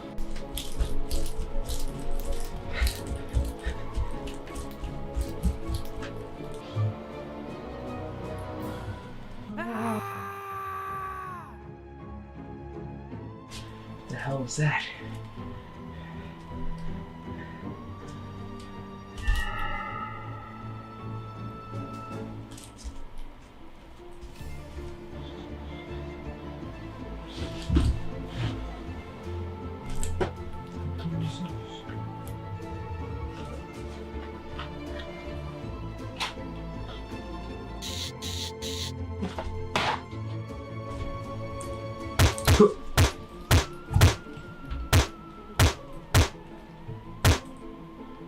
Oh.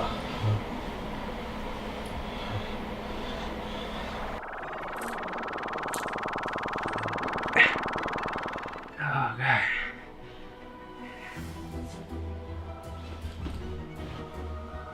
Oh my God, I gotta get the hell out of here. Oh.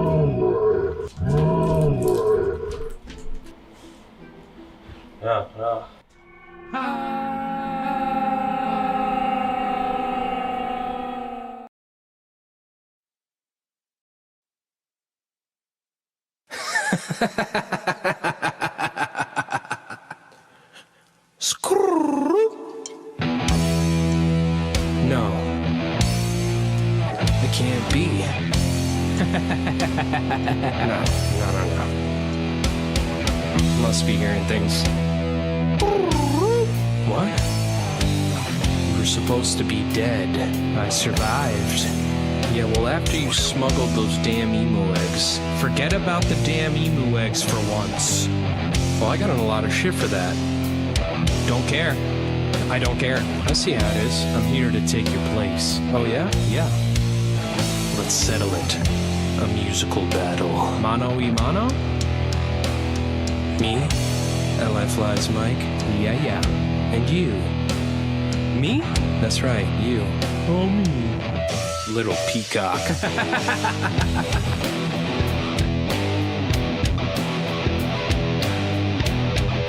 Introducing the competitors. LI Flies Mike versus Little Peacock. Mike Ross on the bass, and of course, Jerry on the motherfucking drums. Little Peacock, you were supposed to be dead. Federale. Los Concito was supposed to take you out. Yeah, suck on this.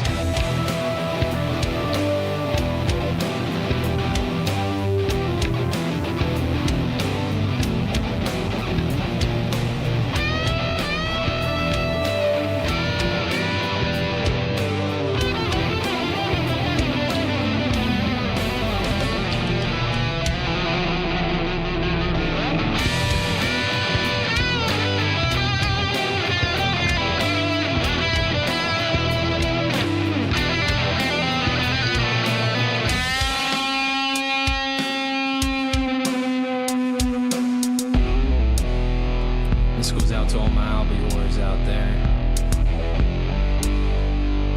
across the world. Slide in them DMs, girl. You thought get rid of me? Nah. I'm just getting started.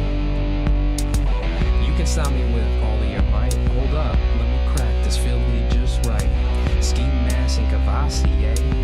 Just ask your girl, cause we all play. I'm on a mission to conquer this front.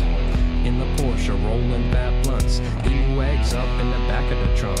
Fat stacks of the Benjamins, yeah. You hit me up, what do you need? Polar bear, jungle cock, making green. Mop fly, squirmy worm, you chuck up meat. Snag a trout off the reds any week. They say, little P, have you no shame? No, I sold it for a double lemon haze. Damn straight, yeah, you're hearing this right. Little peacock in your face, tearing up the mic. It's a chore, juggling these alley hoes. Texting booty pics across before a phone. In the DM, saying she's all alone. I'll be real quick, girl, let me slide in from the back door. But enough about me, you know I'm the shit. Fat cock and all, it's legit. You get one chance before the final hit. So what you got to say, you little bitch? Little peacock, little baby peacock, it's time to banish you, send you back to hell. The federales in Los Concito couldn't finish you off, so why don't you take this tasted lip?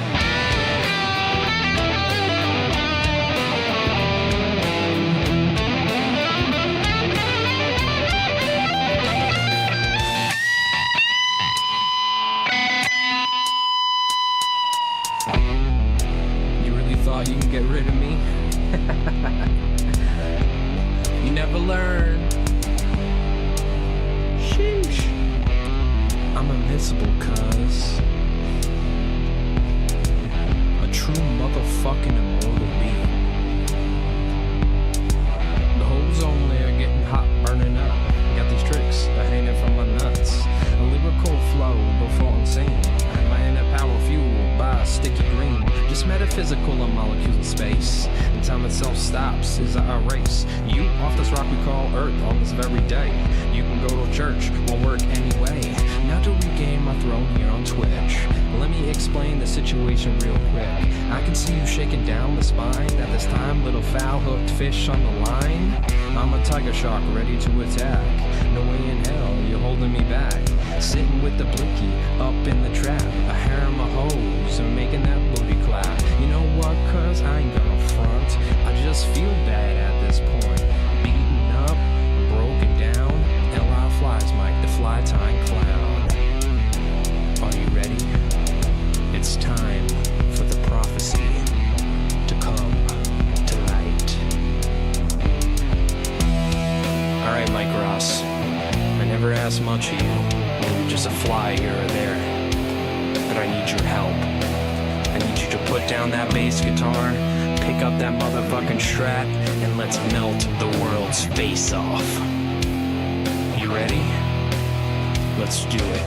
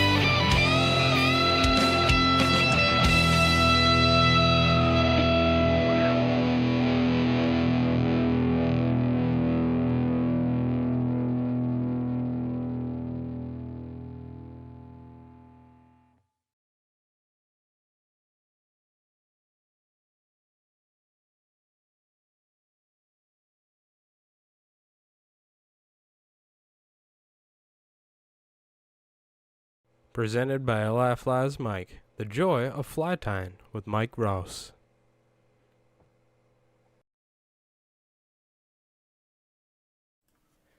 Alright, give it up for Li Flies Mike. Round of applause. What's going on, chat? Long time no see. Is this how Mike Ross sounds? I think so. I don't remember the music though. Is there a Mike Ross playlist? There might be.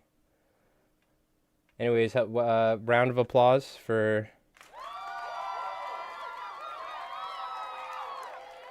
the Li Flies Mike Quartet. Of course. Lively Ross.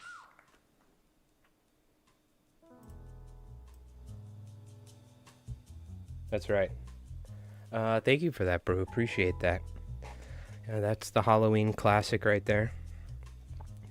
Hold on, wait. Let me just go reach and grab something so you can tell it's me.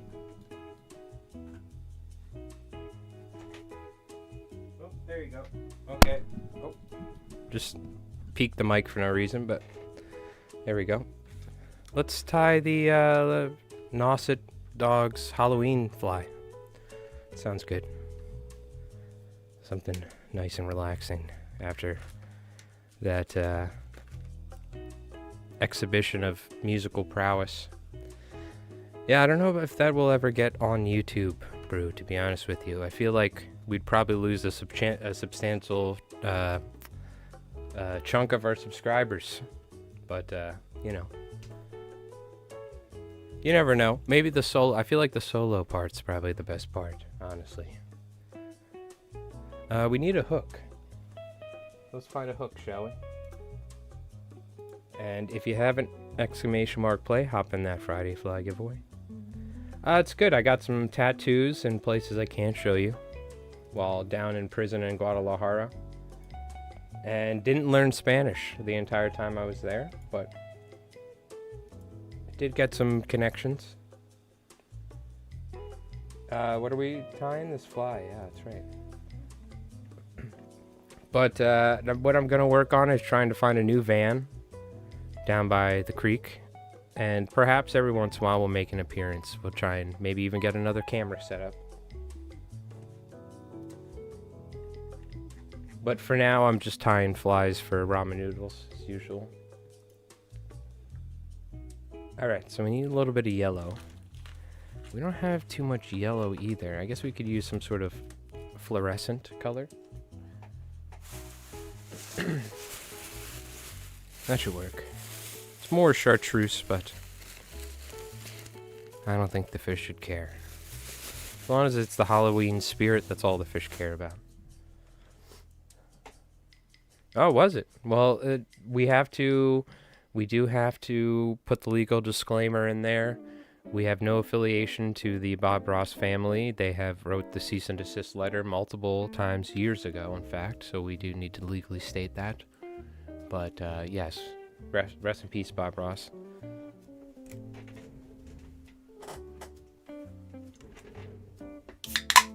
With that disclaimer out of the way, we'll grab our titanium white.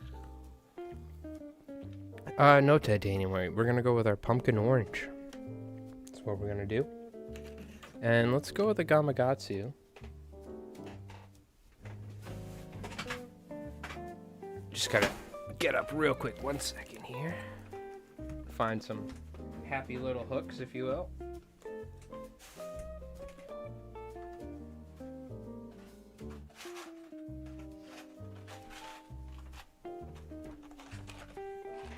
Yeah, let's go with a size 1. We'll go with one of these size 1 Gamakatsus.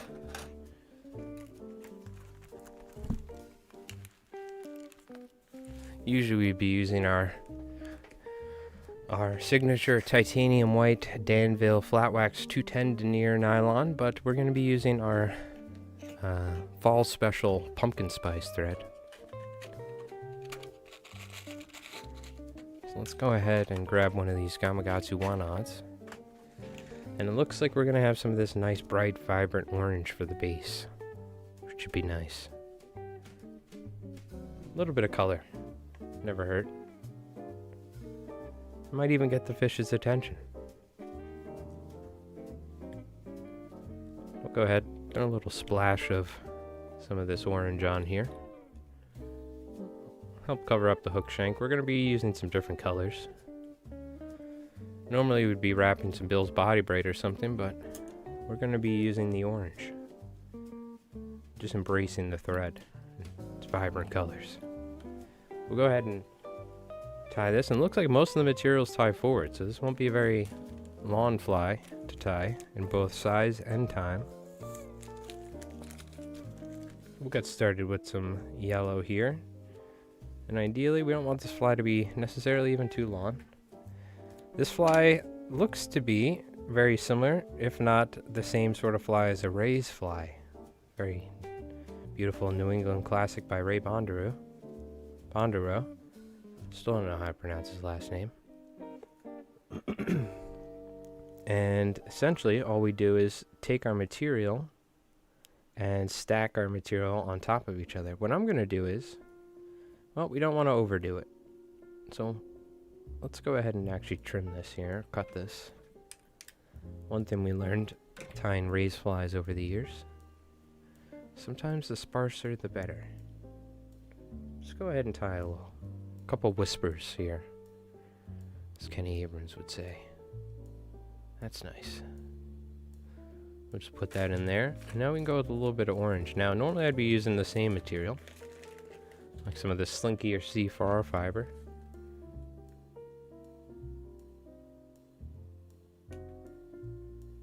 But we're going to go ahead and use some of the big fly fiber because it's all we got in orange. And it's kind of a somewhat similar material. We can grab some of the scraggly stuff up here. Use some of that. Don't need much of it. Again, a nice sparse fly.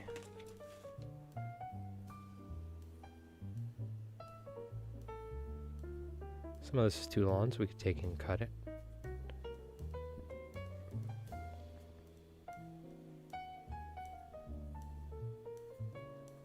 Just go ahead and cut this here. Again, this nice vibrant orange. We think of the fall, we think of Halloween. These blacks, these oranges. Sort of colors that come to mind. I'm actually going to V-tie this here. We're just going to go ahead and freestyle it here. And it's a little curly. That's okay. It's completely fine. Go ahead and wrap this on here. We're going to be covering that up with some black later. We maybe should have switched to some black thread. We might even take some sort of black material and just wrap it on there. Because I don't even know if I have black thread. Could always use a Sharpie or something.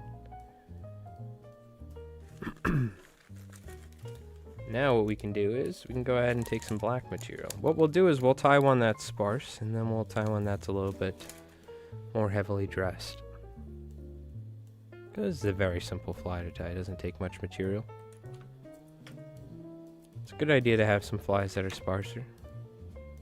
Some that are more heavily dressed. Because you never know what the fish are going to want. I might just go ahead and V-tie this as well.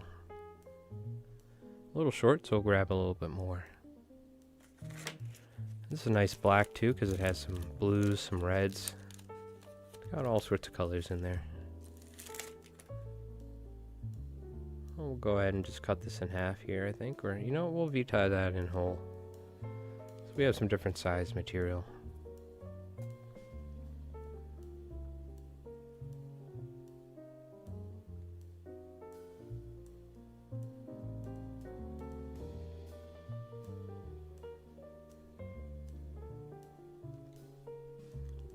Yeah, that looks good. Nice contrast between the light and the dark colors there.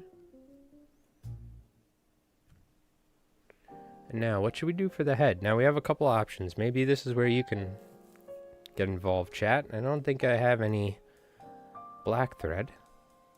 So I have a couple options. We can use a Sharpie, which may have okay results because it may have a hard time fully covering the orange for the head, or we can use some black paint. We get to use a little bit of black paint, paint the head black, and then we can go ahead and hit it with some UV. Just because I don't think I have any black thread and I don't want to go rummaging around for it right now. So why don't you guys, what do you think is the best option? It's up to you guys. Do we go old-fashioned, paint the head black? Or do we take a Sharpie, hit it with a Sharpie? Oh, I don't even know if I have a black Sharpie up here. I probably do. I should. You know what? Let's use some paint. Let's go old school. Seems appropriate for what we're doing right now.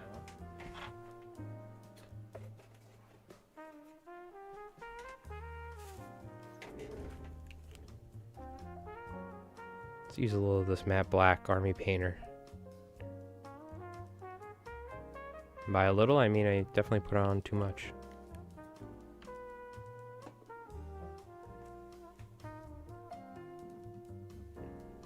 I'm actually going to use my bodkin. Let's just spread it around. Just kind of let it flow right onto that thread.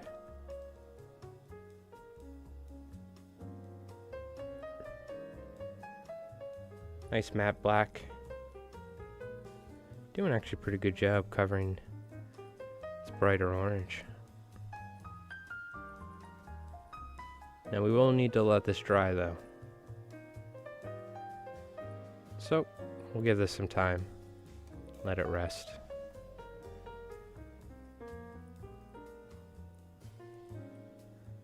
And that actually worked quite nice.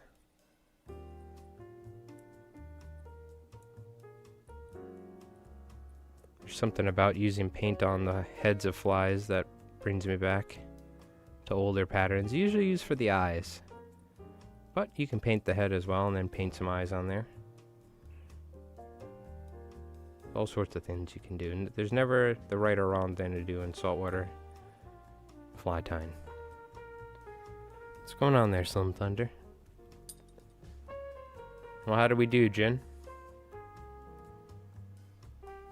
Let's go ahead and tie one that's a little bit more heavily dressed, though. This one's been hitting the gym. I'll go ahead and hang this on my light here. Nope, never mind. Let's hang this on the microphone stand. That works. Alright, let's grab another hook here. Hey, Audio Doctor. How you doing? Hope you're doing well. Tying some Halloween-related flies. Happy Halloween to everybody watching the stream. Hopefully, if, you know, maybe you're not on a diet or something, you know, or maybe you're having a cheat day, enjoy the candies.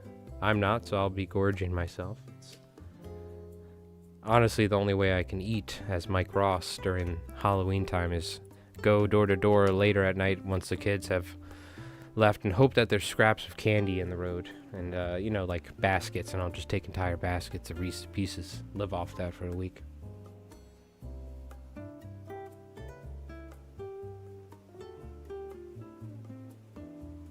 Yep.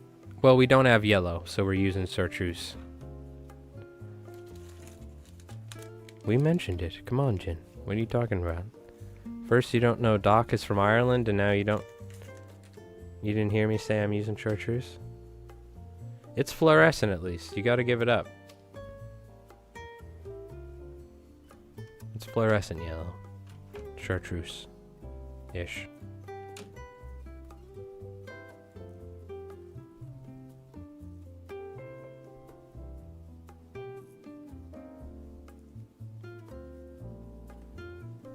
Just orange and black bucktail. Well, he's not using bucktail. He's definitely using a synthetic material on that. We could tie one with bucktail. But we're going to use this, and I'm going to use the chartreuse, the light chartreuse. It's close enough. We'll just hope a fish maybe has a very particular fish that only likes yellow compared to fluorescent chartreuse, even though they're almost the same color. That maybe they didn't put their contacts in or something. It should be alright.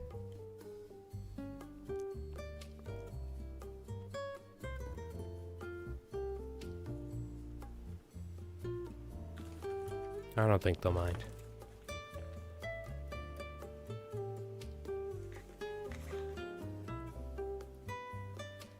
You're telling me that's bucktail? You're telling me this is bucktail?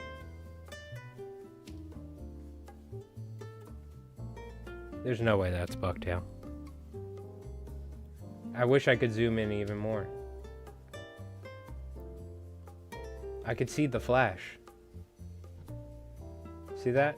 Strand of winning flash or light, or you can't see it in the stream. It's right there, that little flicker. Too crinkly.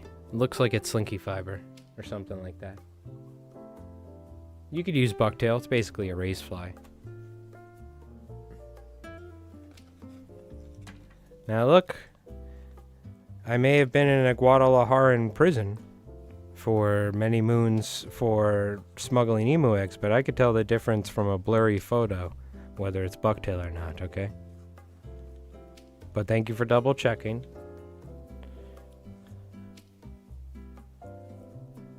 I do have some skills.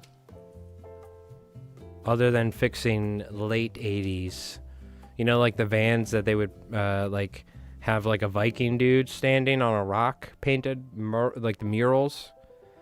I can fix like drum brakes. That's my other skill. Of course. You gotta know how to fix drum brakes. You got a van. Suck one of those suckers locks up on I-95, you know?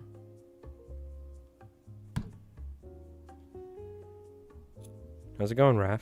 How you doing? So we're just using a hodgepodge of random synthetics we got here. Kind of want a V-tie. I didn't cut enough to V-tie. Let me get even lawner material.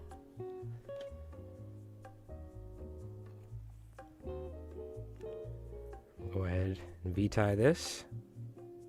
And tie some of the other stuff on there as well.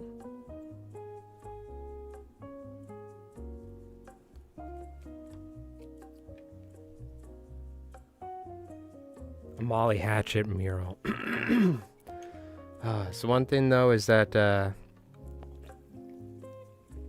I forgot about being me, Mike Ross, is that every once in a while my throat starts, because I'm just not used to talking like this.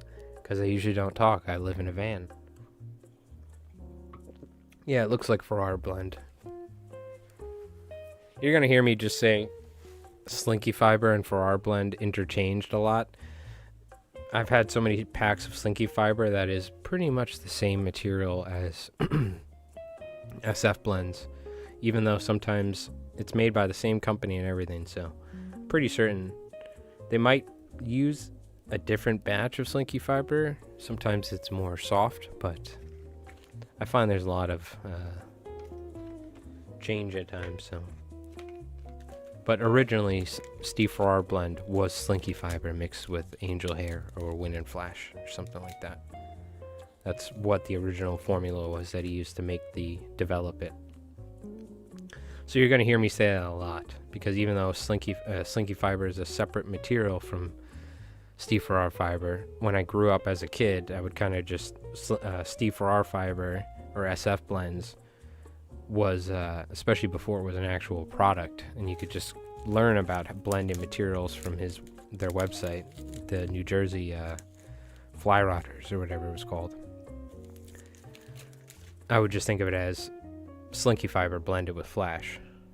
And I also saw Mark Sadati do this live, so that's how I learned of this sort of thing. So I would just call this sort of material SF blend a lot of times, because that's what it was. But now they make their own, they make a specific package and material and everything.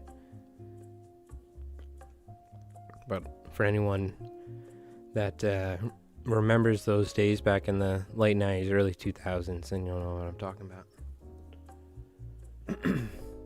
Yeah, those vans with the murals, man. And just, you know what I got in my cassette, my 8-track, because my cassette tape broke, I had to install an aftermarket 8-track, is Kiss, Detroit Rock City, of course. When you got a van like that, you got to be listening to like Kiss or like, yeah, Molly Hatchet or something. Maybe some Steppenwolf.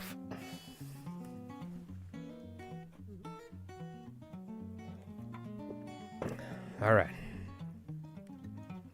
Not too shabby. Now, we definitely got time for probably at least one more fly here. We still need to do our last giveaway and whatnot, but we still have time for another fly or two. So if there's something that you guys would like to see, chat, we've been taking recommendations all day, so. I'm sorry to hear that, Raph. Hopefully things get better. Keep your head up. Let's go with a little dab of some army painter here for the head. Very small amount's all we need. Just like that.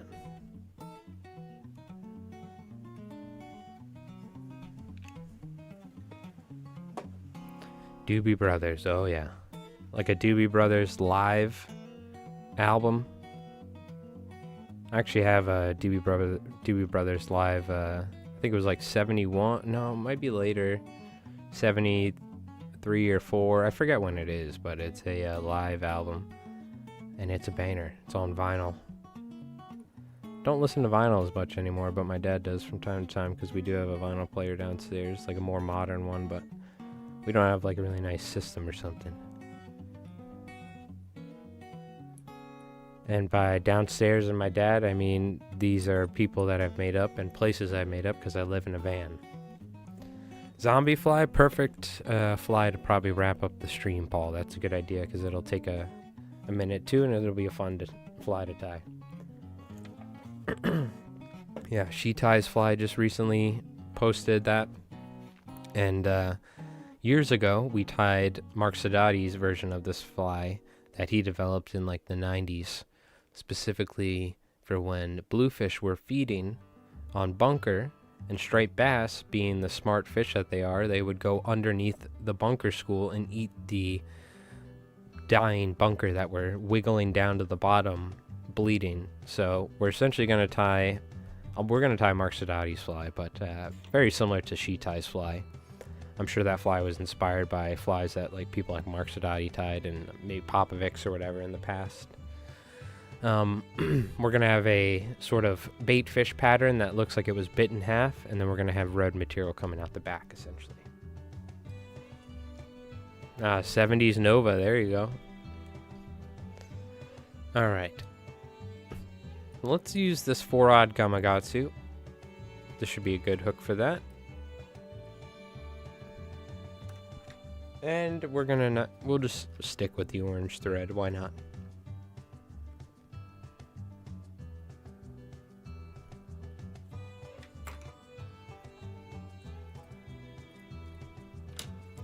So we'll go ahead, and now the most important thing is we need some red material off the back. There's a couple of different things we could use, marabou or some synthetics. Let's take a look and see what we have.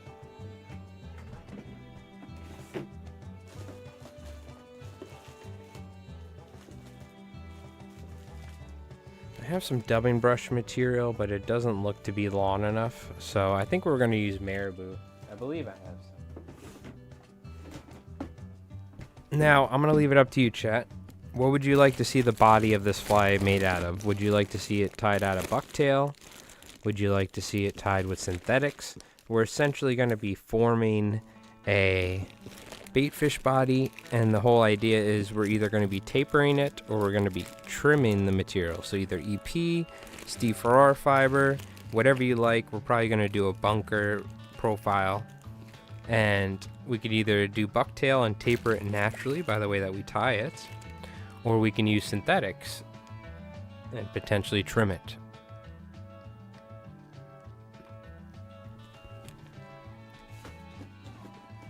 So what would you like to see? We have bucktail, Steve Farrar fiber or Slinky fiber, or EP fiber are going to be the three options. I'll let you guys, you can type it in the chat, whatever you want.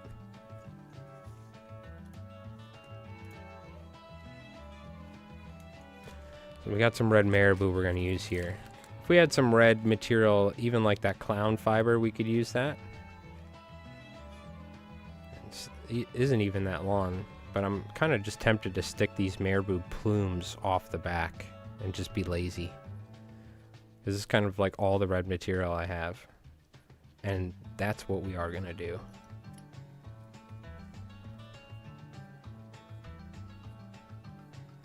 You know what? I actually like that.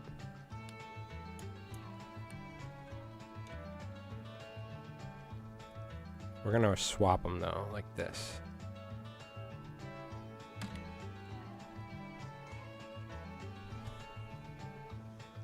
And again, I'm not even necessarily following a specific pattern. We're just going to tie half of a baitfish fly with red stuff sticking out the back. That's essentially what it is. You could do it however you like. Bill's body braid? What do you mean Bill's body braid? For the material off the back? But I only have pearl. I mean, you could hit it with a Sharpie or something. But synthetic saves the bucktail? Yeah. Well, we would tie it... Yeah, true. Yeah, synthetics are the way to go, for sure. What should we go for color-wise? Are we going with a herring? Are we going with a... Are we going with a bunker? I have olive, I have blues, I have chartreuses, I have browns, pinks. What do you guys want to see? Start naming some colors and I'll see if I have them. What are we thinking? Are we going for some olives? I think I have. Oh yeah, I just bought a fresh pack of some olive, or I traded a chicken because of Mike Ross. I bargained for it. Some olive.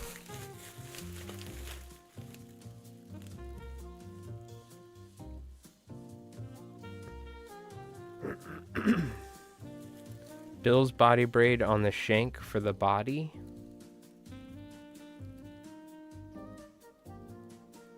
That's... What do you mean? You want me to build the body section with Bill's body braid? Like unravel it? I'm confused.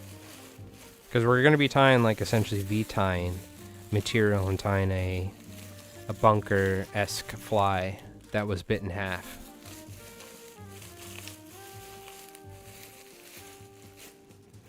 Alright, that looks pretty good. Let me grab that olive. We get some pinks, we get some greens, some blues, chartreuses. We'll just mix it all up.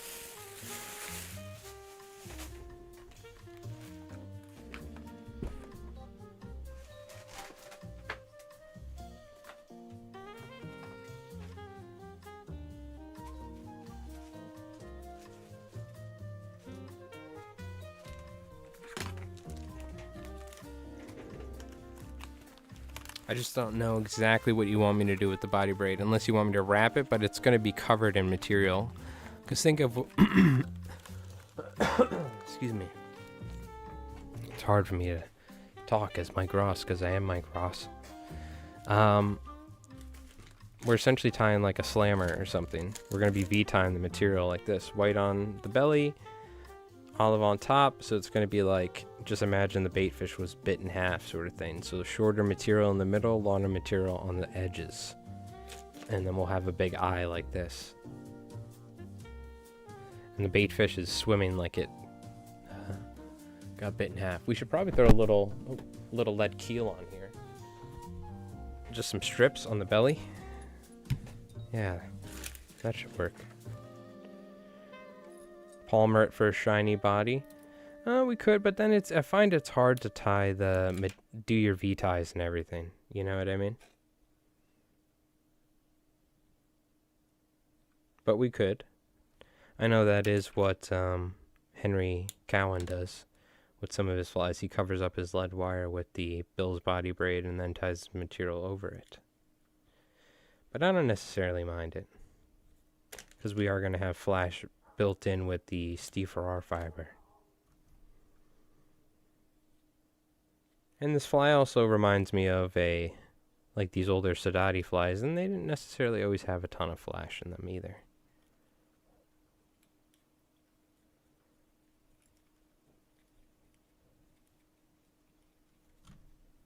But there is going to be flash built in there. Let's just restart our music.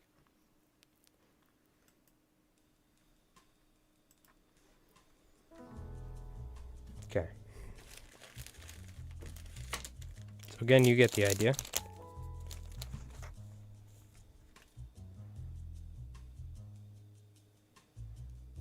You'll see it in action right now.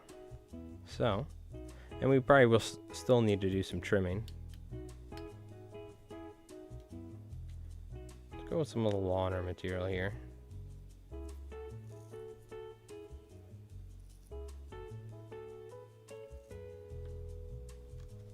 And we're just going to do some V-ties, working our way up the shank here. Could probably go the longest tie in the middle is what we'll do.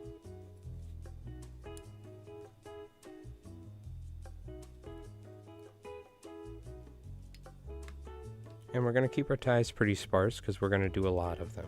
So, actually we can move up. It's fine if we're not right on the marabou.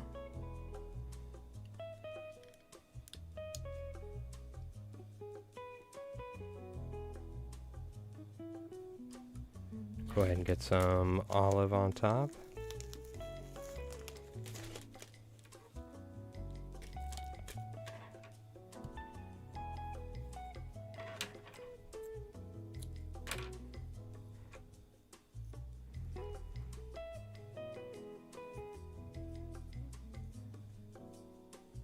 And it's pretty simple. Just going to be tying somewhat equal amounts, maybe a little bit more on top, if anything.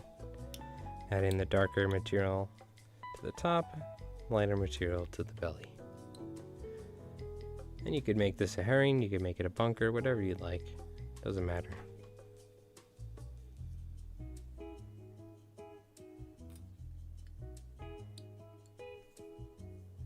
We'll go ahead and V-tie this here.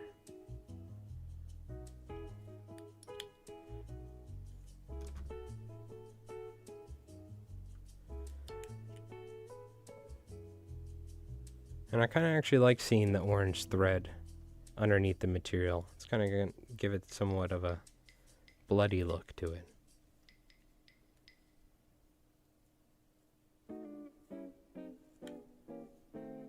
So we're going to be doing some trimming before the end here. If you're really inclined to, you could taper it. But I also kind of want some length. I want to see what it looks like before we, but I am keeping that in mind as I tie it. Let's try and keep the taper right. It's a little bit trickier because you're starting from like the middle of the fly, right? As opposed to from early on where you can start working the taper at the right length. So finding the right length can be tricky at times. So we'll take our material here. Just work our way up, keep V-tying.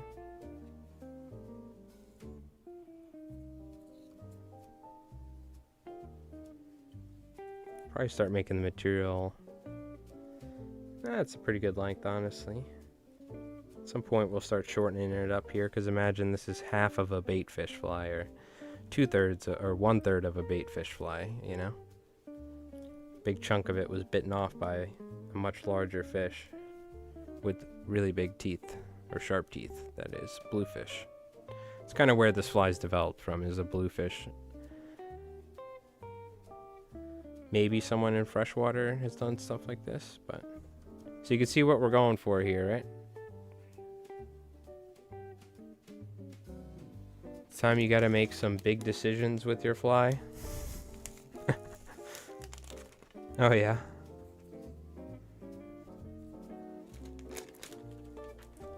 Let's go ahead and take a little bit of our white here. Titanium white, that is.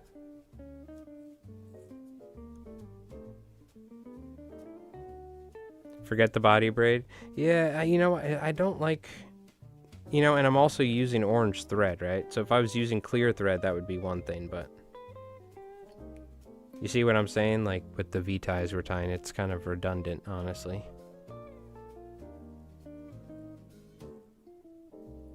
I gotta keep the ties sparse though. I'm going a little heavy on this last two. I gotta keep them nice and sparse because we're just doing a lot of them as we move up the hook shank to build up that really big bunker profile.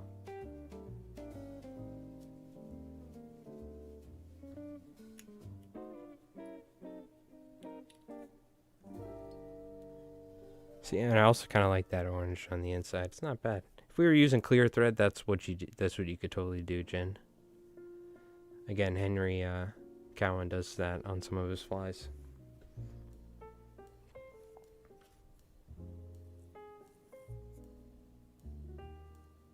Could probably move a little bit forward here again, though, keeping it sparse.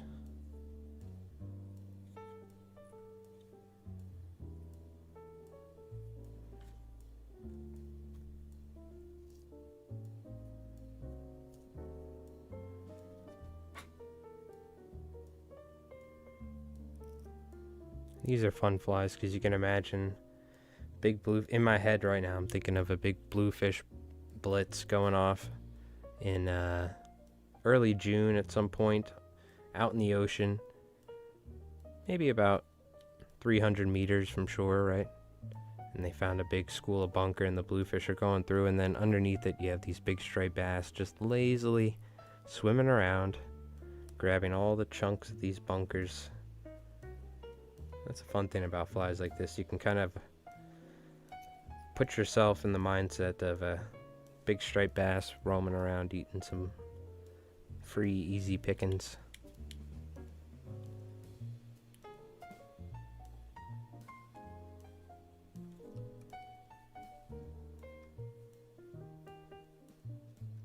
So this is sort of fly you fish with a sinking line.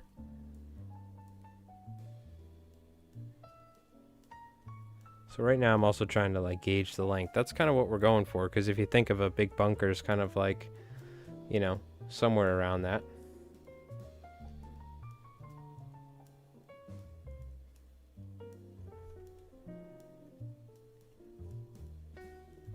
We'll probably end up doing some trimming though.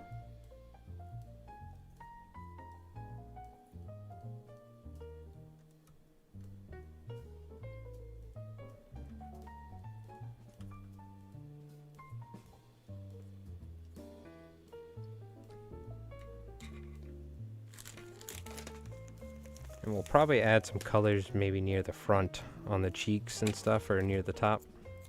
Right now we're going pretty simple with the olive. You could go mostly white and then just go olive near the end. That's probably honestly what we should have done, but we're just having fun. This olive's a nice color too, so kind of caught my attention, if you will. It's kind of like a light olive. Works nice with this titanium white.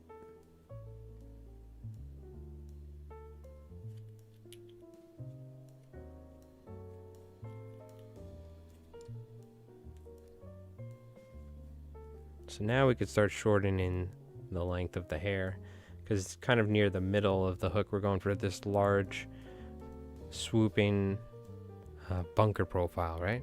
Now we could start shortening it down and start making that fly smaller. You don't want to waste material, but if you tie it too short, then you can't add it later on, right?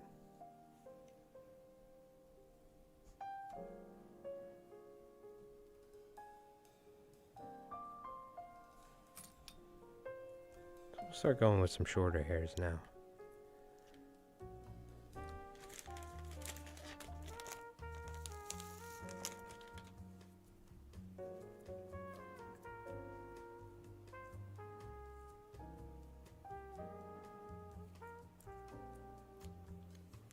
Go ahead and blend some of this, and again, we don't want to add too much. You can always keep it a little bit longer on top as well.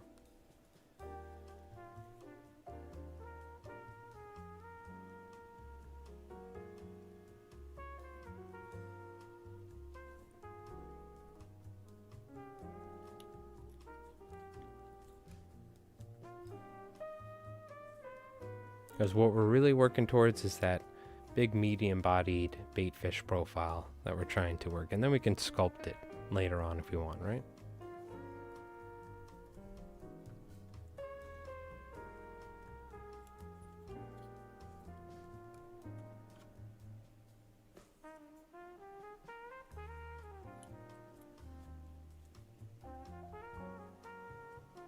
We'll go ahead. Make sure our V-ties are even.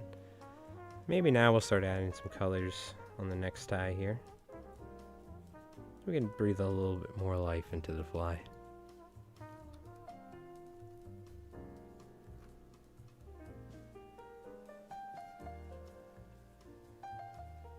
Definitely could have sparsened it up a little bit more at the start of the fly in the back, but that's okay. Certainly gonna push some water. We can trim it too, and we can get the shape we like.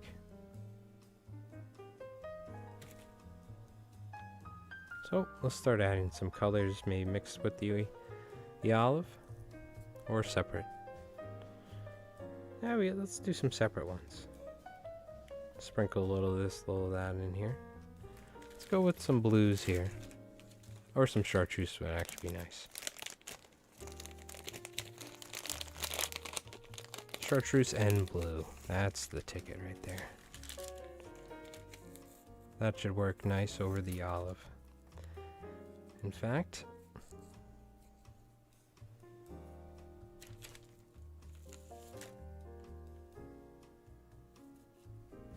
could always blend some olive if we want, but I think we should be all right.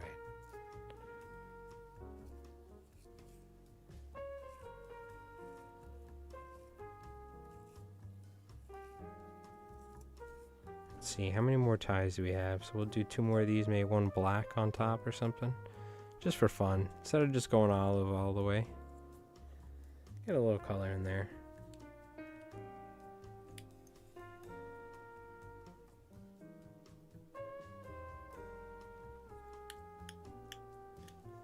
Let's always make sure we get our material nice and secured to the hook shank here before we fold them back.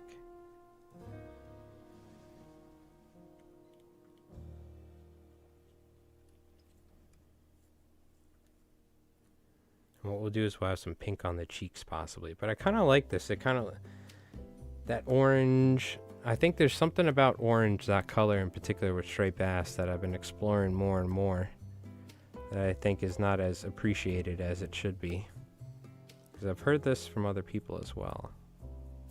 So I'm trying to experiment adding more oranges, or like, I've always put a lot of pinks in our flies. Pink's great, we gotta love pink, but trying out orange every once in a while. See if that, we know that works with sharks. Sharks are very aggressive to the color orange. We've learned that firsthand.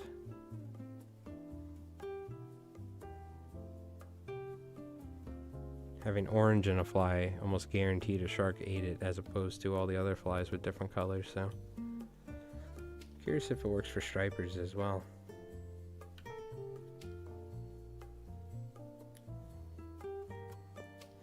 Now we can go with a little pink on the cheeks here. This will be our last tie.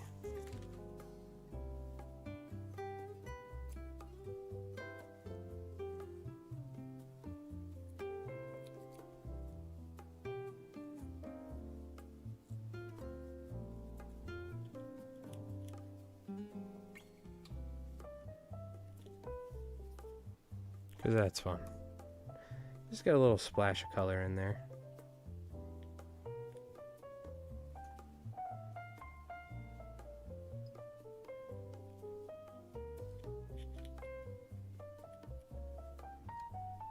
Just like that. There we go. Now we can go with some nice dark color on top.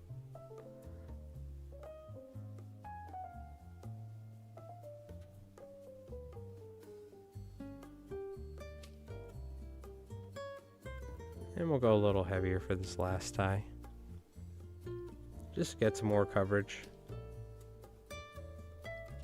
And we'll go back to maybe some of this black here.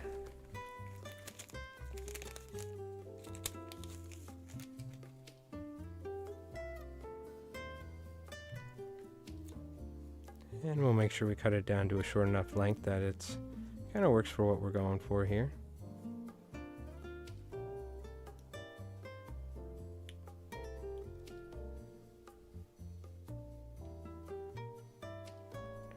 Thread's kind of slipping on me, but you know what? I'm not going to fight it.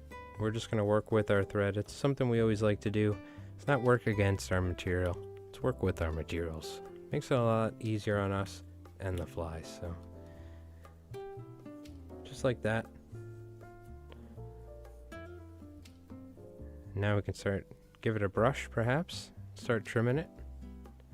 Definitely could have spread the material a little bit more evenly in certain places. But one of the reasons why we added that lead keel is that we could still tie a fly that has a nice presence in the water, but will sink properly. I'll give this a quick brush out.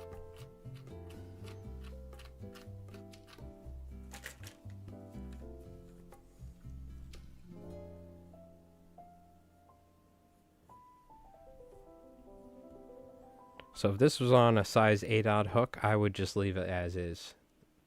This is kind of exactly what I would do, and I'd put some eyes on there. We are going to thin it out ever slightly, just because this is a little bit of a smaller hook, 4/0. So I'll show you. But you could see the profile that we're working with. If we took this and just tied the material on her, we would have a nice big bunker fly. Right? So let's turn this around here, so we don't make too much of a mess.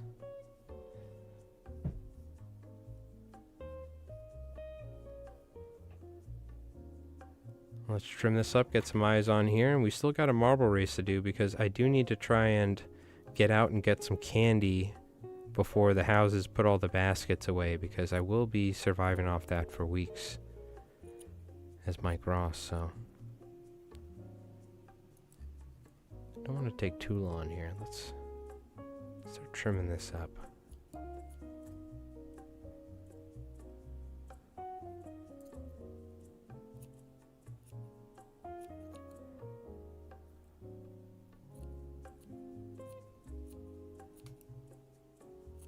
We'll hit it from some angles too to give it somewhat of a 3D profile.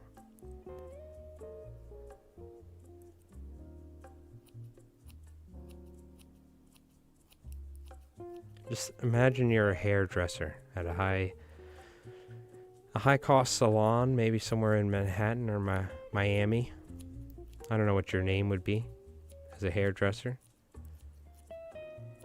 at a fashion place, and just work your scissors. Imagine you're one of those high profile celebrity haircutters. I don't know if it makes a difference, but it kind of seems like it does. Feels cool.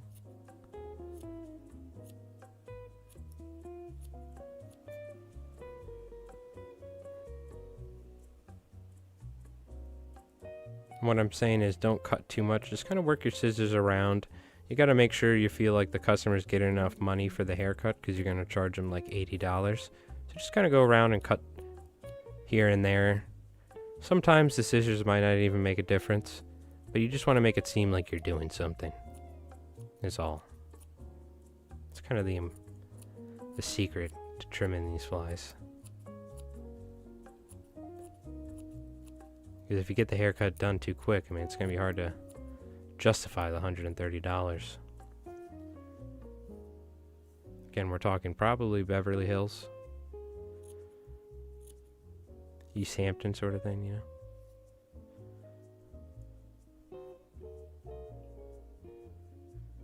That's looking pretty good to me, though. Looks like it's a little heavy here.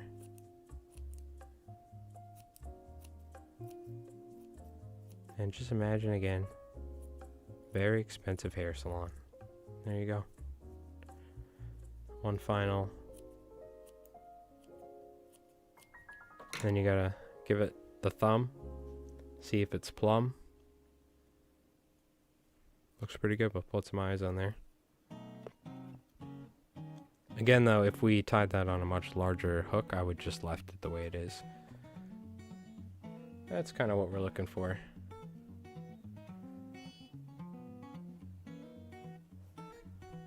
Still have some material kind of simulating that length for that body that's been kind of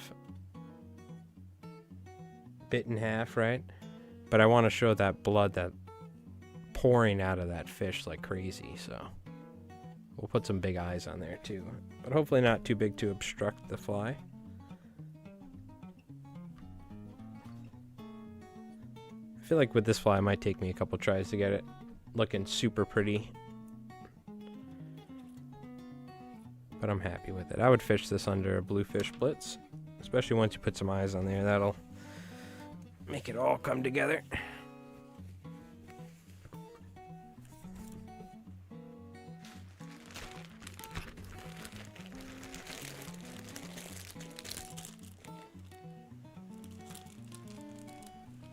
I think I actually just got some larger ones. Let's use some of the ones that we just bought, actually.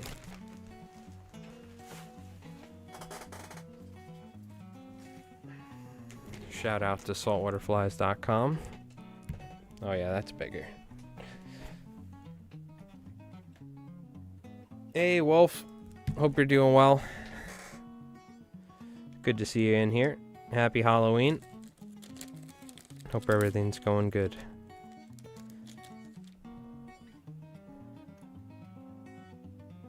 We're gonna be eating some candy when the stream's done here.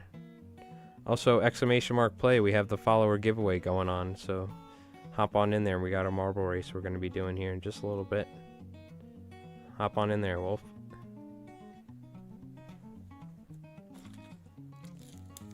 But I hope everything's been going good. You been playing any guitar?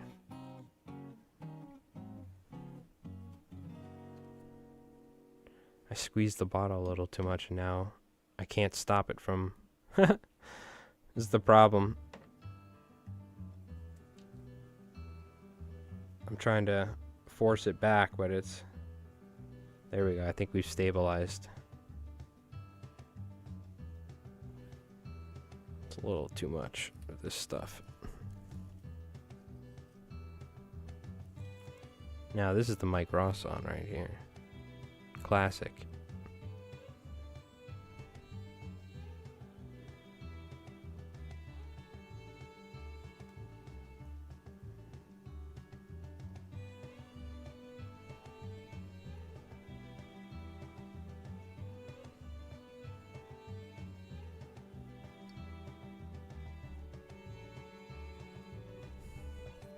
Okay, okay. Give it one more trim when it dries, but it's pretty much how you do it right there. Probably could tie a prettier version, and I think we will cover this in a video one day. We'll do like a Sadati Slammer style with the proper materials and everything.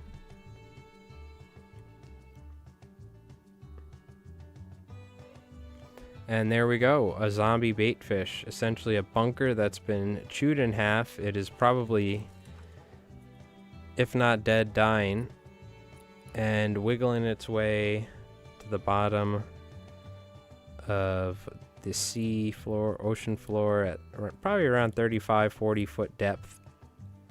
Not too far from the beach.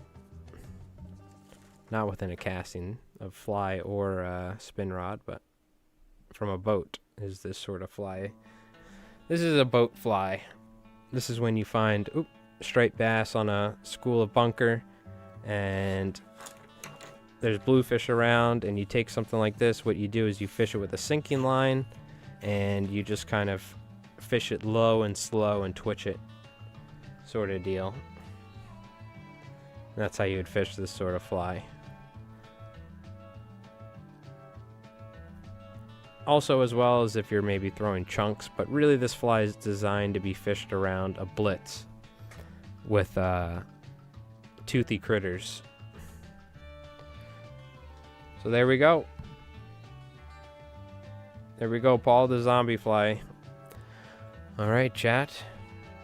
Well, we tied a few flies. I'm glad to be back. I don't know if you'll be seeing Mike Ross, me, every week, but we'll stop in from time to time when Li Flies Mike lets me. He doesn't pay me at all though, so I need to you know, still fix drum brakes for, you know, the odd, maybe nickel or dime here or there. So, but thank you so much for watching another edition of Fly Time with Mike Ross. It's been a while, but and also happy Halloween, chat. So we'll see. At some point, we will make another music video as well. So, but the cringe is still strong from the last one, but it's a fun watch as always.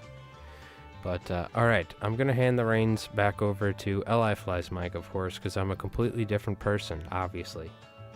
Just play along with it. And we're gonna do our giveaway and wrap up the stream here. So don't go anywhere, and appreciate you folks for tuning in. So till next time, for another edition of The Joy of Fly Time with Mike Ross.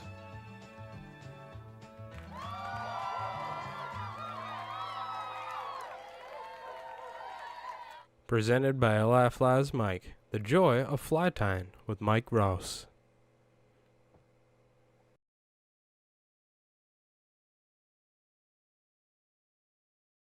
All right, round of applause, everybody, for Mike Ross. That's right, give it up.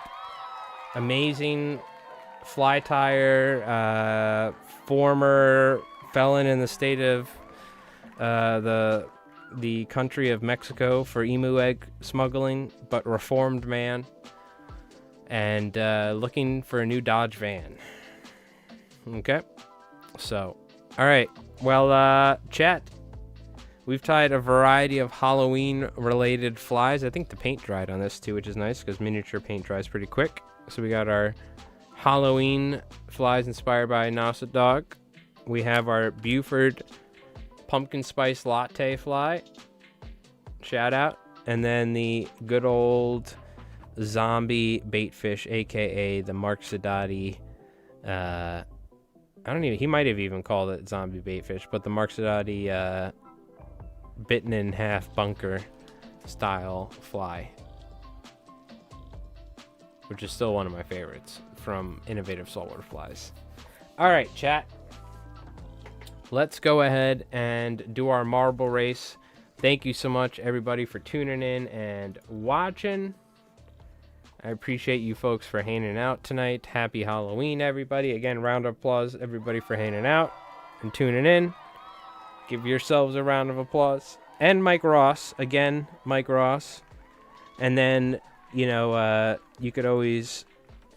Hold on, I'm cleaning my desk so I can't hit the button. Because obviously, there's not a live audience here. But you can imagine there is. You could also always boo Mike Ross. I mean, not Mike Ross. Little Peacock. Boo! Back to the Shadow Realm, you fool! But give it up for Mike Ross, of course. Okay. He was banished to the Yu-Gi-Oh! Shadow Realms with Stratocasters and Les Pauls. Alright, this is how we wrap up the stream. We do our marble giveaway last Friday of the night. Chat, YouTube. Guys, keep your eyes out. Probably either Sunday or Monday, we have a new video coming out. It's going to be some fly. I don't know what. And we'll be giving it away. So I'll make sure to let you guys know. Hey, Paul. Thank you so much. Happy Halloween. Thank you for tuning in as always. Rev, thank you as well, brother. All right. Twitch, you know the deal. ! Play. All you got to be doing is following the channel. First marble, land in the pit's going to be winning some flies. We got Wolf, Kingbin, Sir Jin, Doc, Brew, Wolfram. Is that all we have watching on Twitch? There's nobody else watching? You guys want a chance to win a fly? ! Play. Everybody on YouTube, appreciate you folks. We got our video coming out soon. You guys will get a chance to win a fly here. Mike Ross is buying free empanadas down at the bar. Well, I'm gonna have to tell Jerry to cut him off because I know he's not good for it. Okay. But it's Halloween. We'll let him do it, and then I guess he'll just have to owe me and Mike Ross tying sessions. Something. But all right, chat, let's get the marble music. I'm about to hit it, so if you're not, !play, get in there. You just gotta be following the channel. Easy money, easy clap. I wish I had a Damn It Jerry. I should make a Damn It Jerry soundboard so I can just hit the button instead of having to say it. That'd be funny.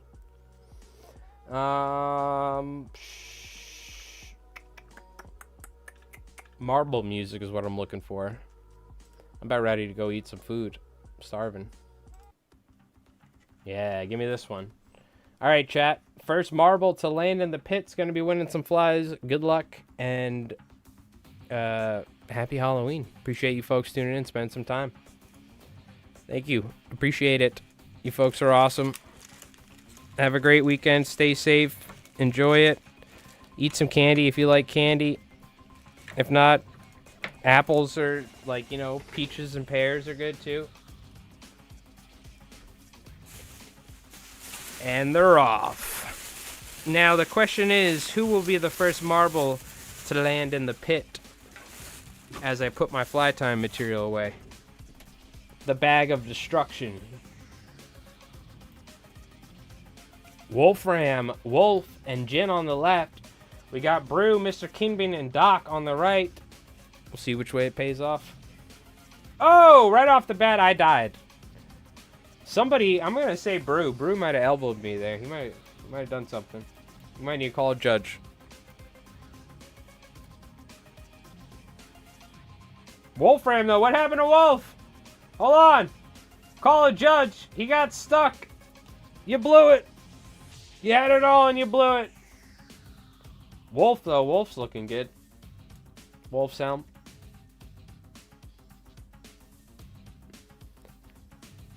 Somehow Jerry ended up in 1947. That's one thing. Jerry is constant. He's not a singular person. He is a constant in the space of time. The time-space continuum. He is one. He is Jerry. There never was a Jerry. There is a Jerry. You know what I mean? Think about it. Oh my god, Doc just almost got pegged. But he made it through fine. Brew in the lead. He's got to make it through the Skittles.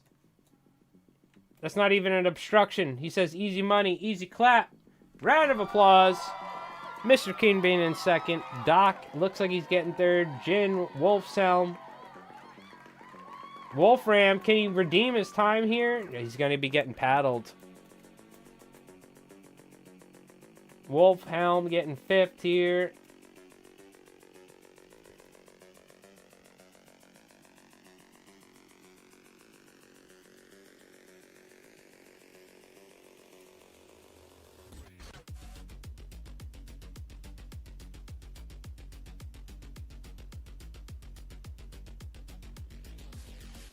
Jerry, cut the music.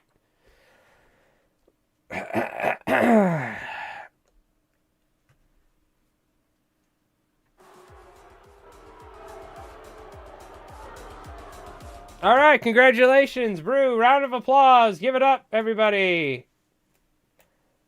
Congratulations, Brew. Thank God the wall of fire. I was like, imagine we sit there for like 3 minutes watching Wolfram just get spun around by the paddle. The best is if that would be like if Wolfram was the last person and we just had to watch him spin around. Like we couldn't end it because he's the last that we had to just wait. Congratulations, Brew. I know I'm pretty certain same shipping address as usual. If not, send me a new one, but otherwise I think it's the same. Jin and Brew, congratulations. Everybody on YouTube, we have a new video coming out this weekend or on Monday, and we'll be giving away a fly there. So thank you so much, everybody, for watching. I'm going to watch the Djibouti Show stream. If you are looking for a stream to watch, I watch them every Halloween. They're fantastic. But thank you so much for watching. I hope you folks have an awesome night. I'm going to hang out, maybe eat some food, maybe play a little Arc Raiders, chillax. And, yep. Maybe try and finish some of these surf candies. But thank you so much, Doc, Mr. Kingbin, Brew. We have Wolf, of course, Jin. Rev, thank you so much again, my friend. I'll see you on Sunday. Paul, thank you so much. Everybody for watching. Raph, thank you so much. Mr. Kingbin, of course, yep. You folks have an awesome night. Take it easy. Oh, Audio Doctor was in here as well. But if I forgot you, thank you so much for stopping by. All right, chat, you take it easy and have an awesome night. All right, we'll see you on next Friday.